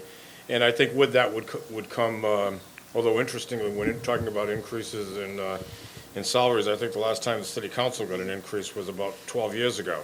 And maybe most people will probably think that that's justified, but nonetheless, I do think that if the council became the negotiating entity for contracts, that would and should result in a salary commensurate with that responsibility.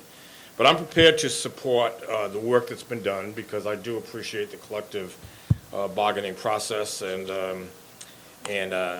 I think that both the administration and the union have negotiated in good faith, and have come up with an agreement that is agreeable to both the union representing the workers and the city represented by the administration. That's the form of government we have, and if you don't like it, change it, and I think you'll all have an opportunity to make that change, hopefully in the near future. But I do appreciate what work has been done, and I'm prepared to support this agreement tonight. With that, I yield. Thank you. Counselor in seat 7, Counselor Pelletier. A couple of things. As far as the floaters go, that's off the table now, there's no more floaters. That's correct. And let me tell you what I think about the floaters, it never worked. And it always, my wife used to work down, telephone operator downstairs. Many days she went out and had to cover this, cover that, and HR would call her, well, she went. But, the most she could do is pick up the phone, here I am, there's nobody here that can answer the question. She ain't gonna answer a question about the water department, how big your pipes, whatever, what does she know? She answers the phone, that's it. But a lot of people dodged it, didn't wanna go, it's not my turn. The boss said, I don't wanna go. All right, I'll just make an excuse. So it never worked. But they got there 2 days anyway. So that settles that. Now, we talk about the switchboard. A lot of people come in and they want to know where to go. Debbie gets 6 weeks vacation. It's pretty good. How important is it? It's not important that somebody's down there. Doesn't make any difference. Look, I'm going on vacation for 2 weeks. Don't worry about it. We'll press the button, automation. She works there, answer the phone. 90% of the people will go up to ask her marriage license, death certificate, the mayor's office. No, we know the mayor's office, 6th floor. Some people don't know. And she does a good job. And she'll go on a break, and people go look for her to ask what's going on. So I think it's an injustice to the people of Fall River when they come in there and there's nobody on the 1st floor to answer their question. It's like, it's not important. It is important, especially now. There's a lot of different nationalities coming into the city of Fall River, and they want to pay a bill, you have trouble asking for whatever. She's going to decipher what they want and where they're going. So I just want to interject that, and whether or not there's an idea that we should get rid of switchboard, I don't think so. And you're not saying that. No. But the 1st floor is most important. The only one on the 1st floor by herself is Debbie. And a lot of times, they got something going on. Hey, got something going on, got to call the police department. So, just to let you know, it's important. But when it's coming her time, for somebody to cover her, they don't. They don't care. Just take 2 weeks off. Don't worry about it. It's not fair. I yield. Thank you. Anything further from the council? Motion to adjourn finance has been made by Councilor Kilby. Second. Seconded by Councilor Stephen Kamara. All those in favor? Opposed? The ayes have it. Thank you. We're going to go right to full council. Absolutely. Absolutely.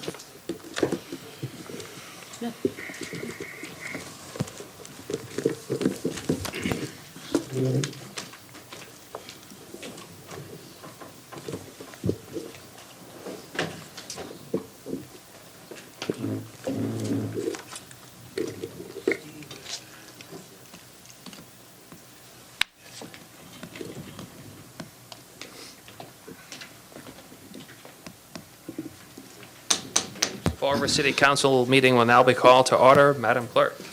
Councilors Kadim? Here. Joseph Kamara? Here. Stephen Kamara? Here. Kilby? Here. Lullaby LeBeau? Here. Long? Yep. Pelletier? Yeah. Viveras? President Ponti? Here, if everybody in the chamber can please rise for a moment of silent prayer.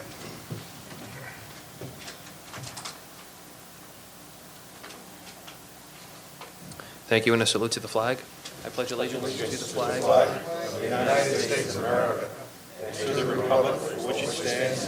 One nation, under God, indivisible, with liberty and justice for all. Pursuant to the open meeting law, any person may make an audio, video recording of this public meeting or may transmit the meeting through any medium. Attendees are therefore advised that such recordings or transmissions are being made, whether perceived or unperceived by those present, and are deemed acknowledged and permissible. Madam Clerk. President, the first item before you is a financial order that the sum of $51,018.75 be and the same is hereby appropriated from the EMS Stabilization Fund to EMS Capital. Motion to adopt. Second. Motion to adopt has been made by Councilor Joseph Kamara, seconded by Councilor Stephen Kamara. Discussion on the motion. Hearing none. All those in favor? Aye. Opposed? The ayes have it. Item number 2 is a request from the mayor for the confirmation of the appointment of Susan Cody to the Cultural Council. Cultural Council. Motion to confirm the adoption has been made by Councilor Kilby, seconded by Councilor Pelletier. Roll call. Question on that, just, Councilor in seat 3? the appointment is not holding any other position No. within city government? Okay, thank you. Roll call. And this is a new appointment, not a reappointment. Yes, her term had lapsed. She served previously, but her term had lapsed. So it is a reappointment. Technically, it's new because her term lapsed, but she has served on the committee prior. Thank you. Roll call. On confirmation, Councilors Kadim? No. Joseph Kamara? Yes. Stephen Kamara? Yes. Kilby? Yes. Lullaby LeBeau? Yes. Long? Yes. Pelletier? Yes. Viveras? Yes. President Ponti? Yes.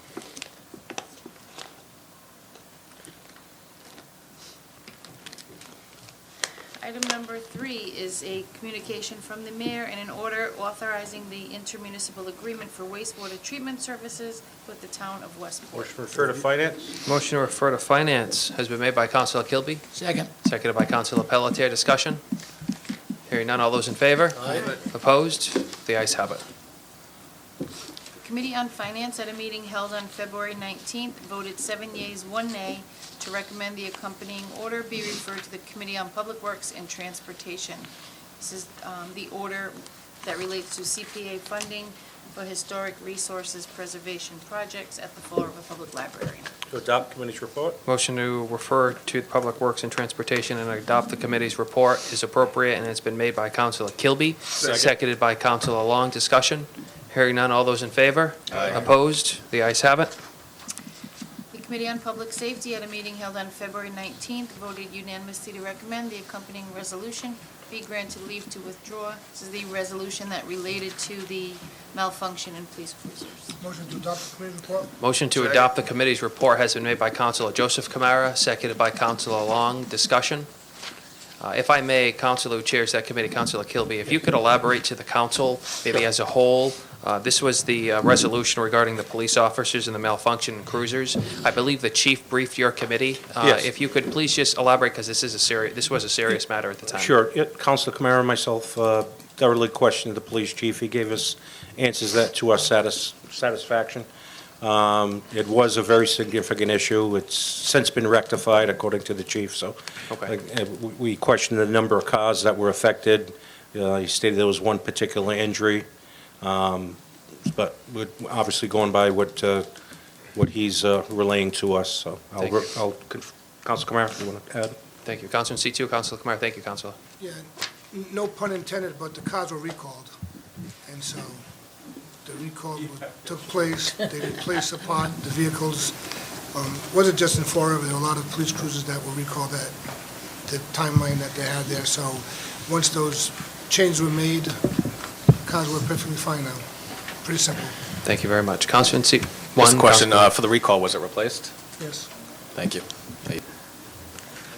Motion to adopt the committee's report has been made and seconded. Any further discussion on the item? Hearing none, all those in favor? Opposed? The ayes have it.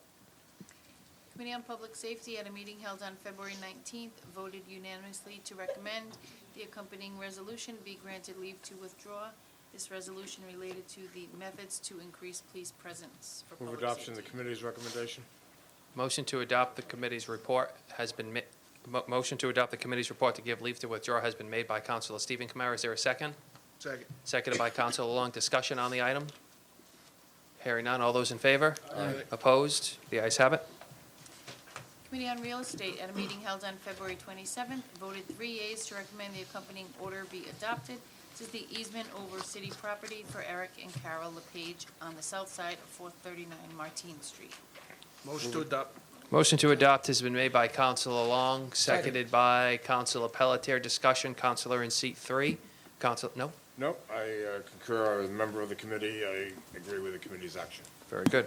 Motion to adopt, Councilor in seat 4. Councilor Yeah, Cody. may I add for the public watching, we did ask if there was any communication with the bike path group, and it was relayed to us that there's no intrusion. No intrusion on the bike trail. Correct. Very good. Thank you very much, Council, for that information. Motion to adopt has been made and seconded. Any further discussion? Hearing none, all those in favor? Aye. Opposed? The ayes have it. The Committee on Real Estate, at a meeting held on February 27th, voted 3 yeas to recommend that the accompanying order be adopted. This is the transfer of Sykes Road, Lot Z-4-8. Move adoption of the committee's report. Second. Motion to adopt the committee's report has been made by Councilor Stephen Kamara, seconded by Councilor Pelletier. Is there any discussion on this item? Hearing none, all those in favor? Aye. Opposed? The ayes have it. The Committee on Real Estate, at a meeting held on February 27th, voted 3 yeas to recommend that the accompanying order be adopted. This is land transfer of current road, Lot Z-3-130. Motion to adopt committee's report? Second. Motion to adopt the committee's report has been made by Councilor Joseph Kamara, seconded by Councilor Pelletier. Discussion? Hearing none, all those in favor? Aye. Opposed? The ayes have it.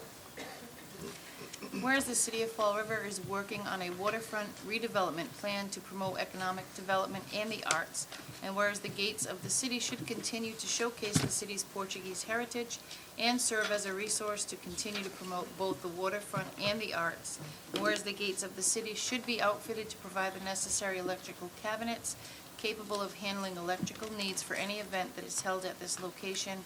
Now therefore be it resolved that the administration, along with the Director of Community Maintenance, be invited to a future meeting of the Committee on Finance to determine an estimated cost of installing a 400-amp 120-240 disconnect, single-phase service with costs to include underground boxes and restoration of all areas within the scope of the project, and be it further resolved that the administration provide a potential funding source for this project. Motion to adopt has been made by Councilor Kilby, seconded by Councilor Kadim. Discussion, the sponsor of the resolution, Councilor in seat 1, Councilor Kadim. Thank you, Mr. President. I just want to ask my colleagues for the support of this resolution. I think it's important, especially when we start talking about downtown and the waterfront redevelopment plans that we have in place. And we look at just the investment that we've put into the gates. I think it's an untapped resource for that area, not only for the Portuguese community, but also just to generate some tourism down to that area and to promote arts. I think when you look at one of the biggest celebrations that we have down there, the Day of Portugal, I mean, it's a free festival that goes the entire weekend. I mean, there is hundreds of thousands of dollars that are raised privately so that there are no costs to the community. And that event itself brings in a number of individuals from other communities to come into our city and really kind of experience our city. And I think when we start looking at just the event that they put on, that event alone does not have the adequate electrical services that they need to put on that performance. And I think if we want to kind of establish more use of that area and the gates of the city for other avenues, not just for the Day of Portugal, but for arts and entertainments, and if we're talking about concerts, I think we should have the appropriate electrical supply there of the 400 amps. And I'm pretty sure that the costs all in, some initial estimates is roughly about $300,000. When we start looking at the initial cost, that is short money for the amount of money that it could potentially generate if we have the adequate electrical services that are going to that facility itself. And I just want to make sure that, I mean, when we have a resource, when we start talking about like the public library, we want to make sure that we continue to invest in that. And I want to be able to make sure that that facility itself has the proper electrical needs to host some adequate shows. With that, I yield. Thank you. Motion has been, any further discussion on this? Hearing none, motion to adopt has been made and seconded. All those in favor? Aye. Opposed? The ayes have it.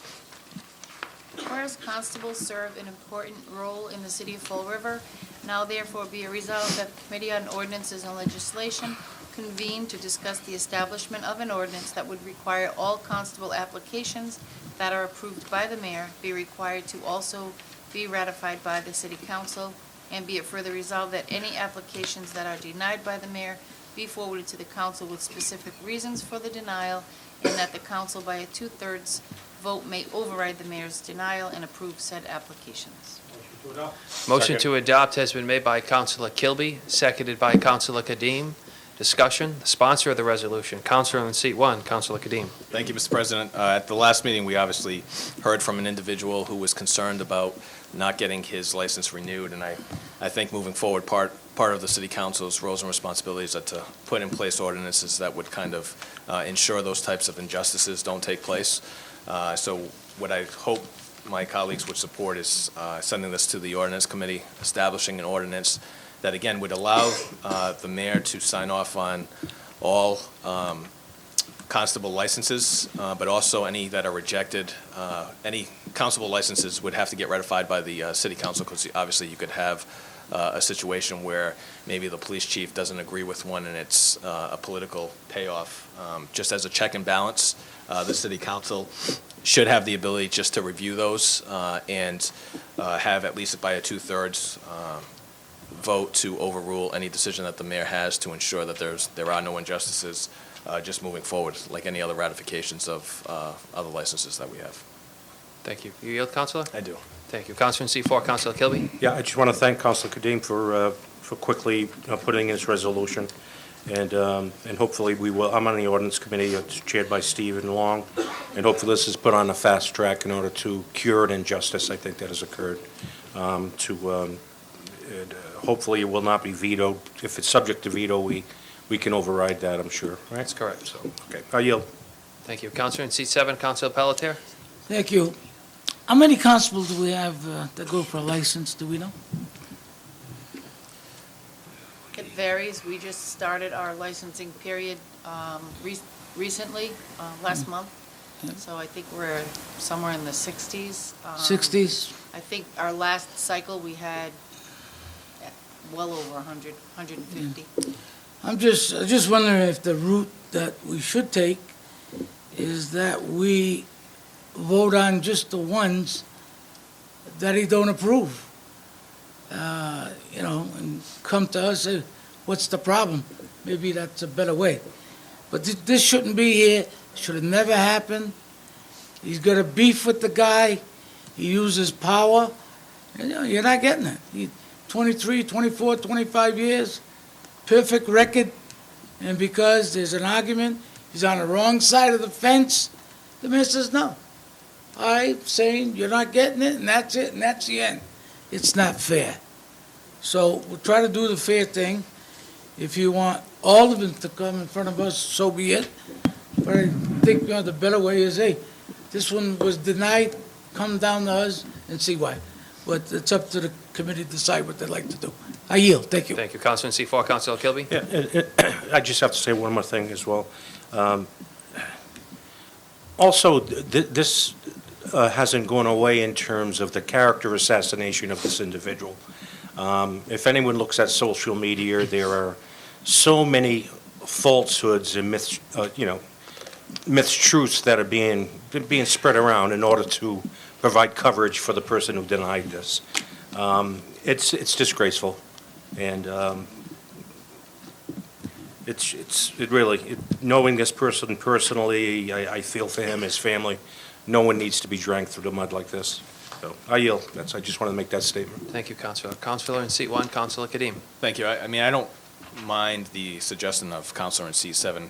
I guess my attempt is really to ensure that there's no pay for play. $25,000, you get a marijuana license, things of that nature. So I'm trying to avoid that, and then ordinance committee can really kind of establish that, the more detailed information that's going down. One of the things that I would like to see in the ordinance committee is the time frame which those applications either get approved or rejected, because if we're going to do what Counselor in seat 7 suggested, I don't want any mayor to hold up a license and technically say, well, I haven't rejected it, I'm still reviewing it. So I want to make sure that there's a time frame in there, so that if we're only going to receive rejected constable licenses, at least there's a time frame to either approve or reject, so that the rejected ones do come down here. But again, just really trying to have a level playing field for everybody, and try to make sure there's no pay for play. So, Counselor, do you want to add a amendment to your resolution that says, be it further resolved that the ordinance committee also? No, I think the ordinance committee, it's well within their jurisdiction to do that, so. Yeah, because they'll have the ordinance Yep. that's before them, and they can make their proper amendments at that point. I just wasn't sure. Thank you, Counselor. You yield? I do. Anything further from the council? Council in seat 3, Counselor Kamara? Yeah, I came prepared to support this because of the content of the resolution. It's not personalized, it's talking about a process. Again, I want to put in a plug for the council taking over this responsibility. I think with a change of government appropriate, putting the council as having the responsibility to make such appointments would be a step forward in achieving the kind of thing that you're talking about without it being a confrontational situation. So I am prepared to support the ordinance in spite of the fact that there are some who would like to tie it into something beyond the content of the resolution. But I have confidence that the ordinance committee will iron these things out and come back with an appropriate recommendation. And with that, I yield. Thank you. Anything further? Council in seat 4, Counselor Kilby. I don't know the answer to the question, but I'll ask Allison. Allison, how many years have you been city clerk? 9, But you were assistant to Ms. Valcourt for how many years? from 94 to 09. So have you ever, can you recall or ever witnessed the mayor declining to sign off on a constable license after approval by the police department? No, we've No. had some other instances where they've been revoked for various reasons. But not, I'm asking specifically if a mayor has ever refused to sign off. Not to my knowledge. They wouldn't make it to my department if they're denied, so Okay. I I don't just know. wanted to make that point. I yield. Thank you, Counsel. Anything further? Nothing? Okay. Hearing none. Motion has been made to adopt and refer. There's a motion to adopt that has been made by Counselor, who made, I don't have it. Refer. I made, Motion to adopt the resolution that's before us. No. Motion has been made and seconded. All those in favor? Aye. Opposed? The ayes have it. Whereas collective bargaining agreements are presented to the city council for funding approval, and whereas it is difficult to vote on said agreements without a complete cost analysis, now therefore be it resolved that the Committee on Ordinances and Legislation convene to establish an ordinance that would require any and all collective bargaining agreements that are forwarded to the city council for approval must include the total cost for all language within the proposed contract for the term of said agreement, and also the total cost for year 1 of said contract. And be it further resolved that a requirement be instituted that any negotiation of union contracts include the Director of Finance in order to ensure financial affordability and sustainability. Motion to adopt? Motion to adopt has been made by Counsellor Kadim, seconded by Counsellor Pelletier. Discussion. Sponsor of the resolution, Counsellor in seat 1, Counsellor Kadim. Thank you, Mr. President. I think this is evident as to why we have to do this. I mean, there was contracts that have come down before us, and every time we ask what the total cost is, we never really get a true financial picture of it.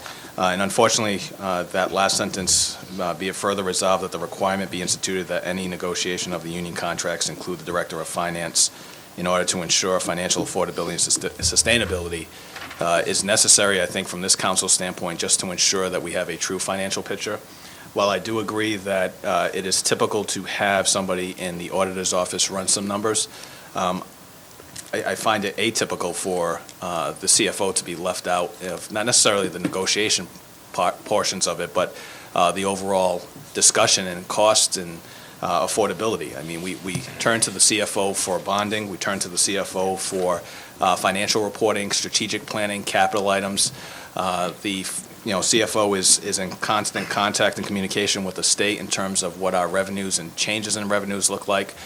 So not to include the CFO in negotiations and really understand what the impact is for the long range doesn't make sense to me. So to just ensure that the city council is receiving the most accurate information, especially in terms of affordability, I think it's important that we move forward and adopt create an ordinance that would suggest that this is how it takes place moving forward. With that, I'd ask my councilors to support this. Thank you. You yield? I do, thank you. Thank you. Councilor in seat 6, Councilor Long. I can appreciate Councilor in seat 1's feelings towards this, but I think it's kind of a little bit over micromanaging the process. I think this one got a little bit out of hand, and I'm not sure that this would be a good ordinance. Maybe it'll pass, I'm not sure, but I don't think I'm in favor of this type of ordinance. I think it's a little bit overkill. I yield. Thank you. Councilor in seat 3, Councilor Kamara. Yeah, I would just add to my colleague in seat 6 that I know that it's a tendency, and I think particularly from those who have had administration experience and those who are administrators, to want to be administrators. But that's not the purpose of this council as it is formed. If this council wants to take on a role as being the administration, there is an opportunity to do that, and we can explore that opportunity in the near future. But I do think that this resolution, and I was willing to support it because it's a resolution. It's not anything more than a sentiment of the council at a particular moment in time, but I do believe that the whole intent of the resolution is to interfere in the responsibilities of the administration to basically micromanage government from the position of a city councilor, and I think it's not appropriate. So I will not support the resolution tonight. I yield. Councilor in seat 1, Councilor Kadim. Thank you. So just in terms of those councils that think it's micromanaging, I mean, that's not the intent. I'm asking for the most basic items here, and as a council, we should expect to get these and from the administration. Number one, what is the year one cost of the contract, and then what is the total cost of the contract? That's not micromanaging. We've got to approve the contract for funding. That's nothing to do with micromanaging. So as a city council, we should absolutely want to know year one, what is the total cost of the contract? What is the total cost for the term of the contract, whether that's 2 years, 3 years, 5 years, whatever the case may be. In terms of making sure that the chief financial officer is included in negotiations is not micromanaging. What is micromanaging, dictating how many individuals are part of the negotiation team, when they meet, what items they're negotiating. This has nothing to do with an administrative standpoint. This is to ensure that as councilors, what we are required to approve and sign off on is that we have the information to make an educated and informed decision. There should be an automatic requirement that any collective bargaining or any agreement that's coming down before us that we are going to approve for a financial purpose, that we know exactly the true costs. So to suggest that it's micromanaging or interfering, I'm not telling who can be on the negotiations. I'm saying you need to include the chief financial officer. How can anybody think that the chief financial officer should not be included in negotiations? It's one of the most basic positions and the most important positions in our city. So I hope a majority of my colleagues support this and understand what I'm trying to establish, and we can move forward with an ordinance that would ensure for not only this council but future councils that the information that's required to adopt or effectively adopt a collective bargaining agreement, we have that information or they have that information when the contracts come down. With that, I yield. Thank you. Councilor in seat 3, Councilor Kamara. Yeah, and so all well and good. So if the resolution were limited to the first part of the resolution, the first be it resolved, that would be fine. But to, on the one hand, say, I'm not requiring any particular action by administration, and then on the other hand, to include in the resolution that a requirement be instituted that any negotiation of union contracts include the director of finance. That's a jurisdiction of administration as to who they want to have on the negotiating team. It may be, in the opinion of some here, clearly, that the Director of Finance should be, and all well and good for a counselor to believe that. But it's administrative responsibility to determine who are on the negotiating team, and it's not the duty of the council to determine how that negotiating team is constructed. So that's my objection to the resolution. The requirement that is intended, which goes beyond the scope of the council. I yield. Councilor in seat 6, Councilor Long. Yeah, and my point on this is, if we don't all have all the pieces in front of us to make a legitimate decision, then the same thing that happened on this will happen. We'll table it and let them go back and get the information. So to just require it on this, you're going to say, okay, you're going to do it on this, we're going to do it on every other piece to make sure they have all the different little nuances or whatever we have in our minds that we want. We put another resolution in. I'm not sure if that's the way to go about this. I do appreciate his comments and what he's trying to accomplish here, but I think it's a little bit of an overreach. That I yield. Thank you. Councilor in seat 2, Councilor Kamara. Thank you. I mean, listen, the resolution states that we send it to the ordinance committee, so the ordinance committee could work this detail out if they wanted to, but I have to agree with my colleague in seat 6 and my colleague in seat 3. We should know what the costs are going to be throughout the years. We should get that, but I don't think we have to require the chief financial officer to sit in on all those negotiations. She also has a lot of other responsibilities and a lot of other things to do. So, I mean, if the administration wants to add her, that'd be great. If they don't feel they need her, why are we going to force her to be there? As long as we get the answers, as my colleague in seat 6 has just stated, if you don't like the answers you're getting and you feel there's open-ended questions, we have the ability to table it, vote no, or vote appropriately, and that's, I think, the right way to go. With that, I yield. Thank you. Thank you. Councilor in seat 1, Councilor Kadim.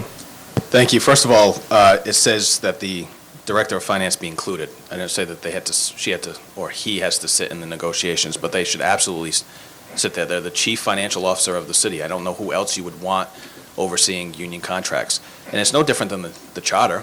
The charter is dictating from a financial standpoint what should be submitted to the city council. Now, all of a sudden, because I want to make sure that we have the oversight and we're ensuring that the proper documentation is coming before the city council, it's an issue, because we're going to do it in ordinance. But the charter says we have to have, when this budget needs to come down to the city council, and we need to have a 5-year plan. I mean, that's all outlined in the charter, right? So how's that any different than to ensure that any contract that comes before our city council includes the financial costs, both for year 1 and the total term, and that, out of a common sense approach, that the CFO, the chief financial officer, be involved. Now, the administration can determine how much involvement there is, but that person, that individual should be involved, not at the last minute, not when an MOA is already signed, but they should be involved during the negotiation process. Now, if the council is comfortable enough that they feel like they've gotten that every single time a collective bargaining agreement has come down, I'd argue differently, but that's fine. I'll take the vote as I feel appropriate. I yield. Thank you. Anything further? Hearing none, there's a motion to adopt that has been made and seconded. On that, roll call.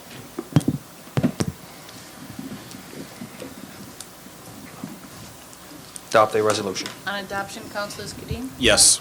Joseph Kamara? No. Stephen Kamara? No. Kilby? Yes. Lullaby LeBeau? Yes. Long? No. Pelletier? Yes. Viveras? Yes. President Ponti? Yes. Motion carries. Motion carries. Have the police chief's report. Motion to adopt? Motion to adopt the police chief's report has been made by Councilor Kadim, seconded by Councilor Long. Discussion. Hearing none. All those in favor? Aye. Opposed? The ayes have it. We have a number of claims. Move to Corporation Council. Motion to refer the claims to Corporation Council has been made by Councilor Stephen Kamara, seconded by Councilor Pelletier. Discussion. Hearing none. All those in favor? Aye. Opposed? The ayes have it. We take items 15 through 17 together. Motion to take items 15 through 17 together has been made by Councilor Stephen Kamara, seconded by Councilor Pelletier. Discussion on that. Hearing none. All those in favor? Aye. Opposed? The ayes have it. Items 15 through 17 are communications from the Assistant Attorney General of the Division of Open Government in response to open meeting law complaints filed by Patrick Higgins for a number of meetings. Now, Madam Clerk, is it accurate to state that all 3 of these have been denied? Yes, basically, they have ruled that there was no violation. Okay, so it'd be probably appropriate for this council to accept this and place it on file. It's already been through Corporation Council. Yes. It'd be appropriate. Motion to accept and place on Motion to file. accept and place on file has been made by Councilor Kadim, seconded by Councilor Long. Discussion? Hearing none. All those in favor? Aye. Opposed? The ayes have it. You have minutes of the city council meeting held on January 22nd. Motion to Take approve. items 18 and 20 through 20 together. Motion to take items 18 through 20 together have been made by Councilor Stephen Kamara, seconded by Councilor Kilby. Discussion? Hearing none. All those in favor? Opposed? The ayes have it. Proper motion will be approved if you find it so necessary to approve the minutes. Accept the minutes. Motion to approve and accept minutes has been made by Councilor Stephen Kamara, Second. seconded by Councilor Long. Discussion? Hearing none. All those in favor? Aye. Opposed? The ayes have it.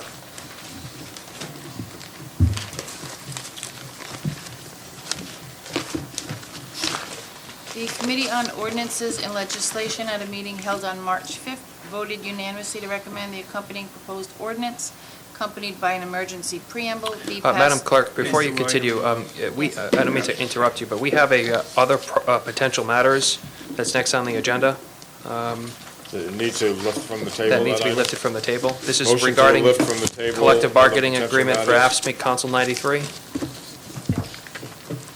So motion to lift that item from the table has been made by Second. Councilor Stephen Kamara, seconded by Councilor Pelletier. All those in favor? Aye. Opposed? The ayes have it. Madam Clerk? Did I get you off guard there? No. Okay. This is the order that relates to the collective bargaining agreement for AFSCME Council 93. as negotiated.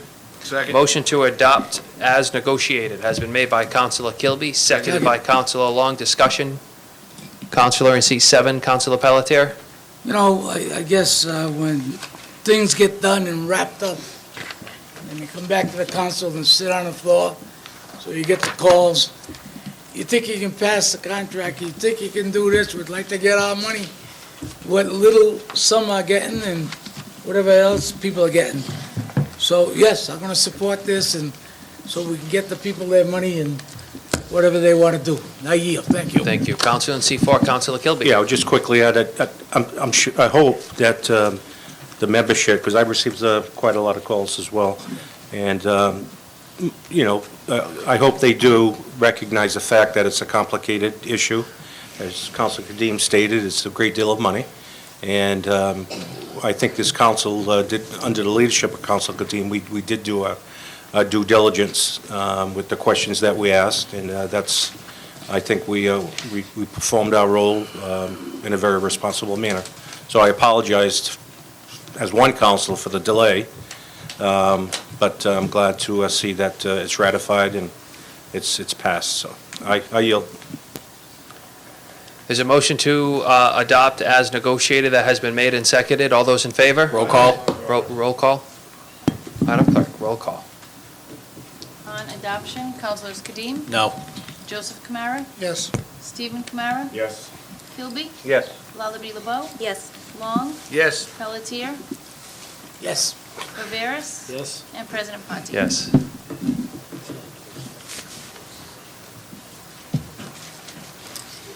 The Committee on Ordinances and Legislation at a meeting held on March 5th voted unanimously to recommend the accompanying proposed ordinance, accompanied by an emergency preamble, be passed through first reading, second reading, passed to be enrolled, and passed to be ordained. This is handicapped parking. Motion to approve and adopt the emergency preamble has been made by Councilor Stephen Kamara, seconded by Councilor Long. Discussion, hearing none. All those in favor? Aye. Opposed? The ayes have it. Motion to adopt We the need, resolution. we need a roll call on the emergency preamble, Mr. President. Isn't that what that just was? Roll call. Roll call. Not just a voice vote, we need a roll call. Yes. Roll call, Madam Clerk. Councilors Kadim? Yes. Joseph Kamara? Yes. Stephen Kamara? Yes. Kilby? Yes. LeBeau? Yes. Long? Yes. Pelletier? Yes. Viveras? Yes. And President Ponti. Yes. Move adoption through all readings. Motion to adopt through all readings has been made by Councilor Stephen Second. Kamara, seconded by Councilor Pelletier. Discussion. Hearing none. All those in favor? Aye. Opposed? The ayes have it. Committee on Ordinances and Legislation at a meeting held on March 5th voted unanimously to recommend the accompanying proposed ordinance, accompanied by an emergency preamble, be passed through first reading, second reading, passed to be enrolled, and passed to be ordained as amended. These are stop signs. Motion Motion to pass the emergency preamble. Motion to pass the emergency preamble has been made by Counselor Long, Second. seconded by Counselor Stephen Kamara. Discussion. Hearing none, roll call. On adoption of the preamble, Councilors Kadim? Yes. Joseph Kamara? Yes. Stephen Kamara? Yes. Kilby? Yes. Pellegrin LeBeau? Yes. Long? Yes. Pelletier? Yes. Viveras? Yes. President Ponti? Yes. Motion to adopt. Motion to adopt all readings has been made by Counselor Long, seconded by Counselor Pelletier. Discussion. Hearing none, all those in favor? Aye. Opposed? The ayes have it. The Committee on Ordinances and Legislation, at a meeting held on March 5th, voted unanimously to recommend the accompanying proposed ordinance be passed through first reading as amended. This is a miscellaneous traffic ordinance. Motion to adopt. Motion to adopt and pass through first reading has been made by Counselor Long, seconded by Counselor Pelletier. Discussion. Hearing none, all those in favor? Aye. Opposed? The ayes have it. That's all we have, Mr. President. Motion to adjourn has been made by Counselor Kilby, seconded by Counselor Long. All those in favor? Opposed? The ayes have it. Good night. We're adjourned.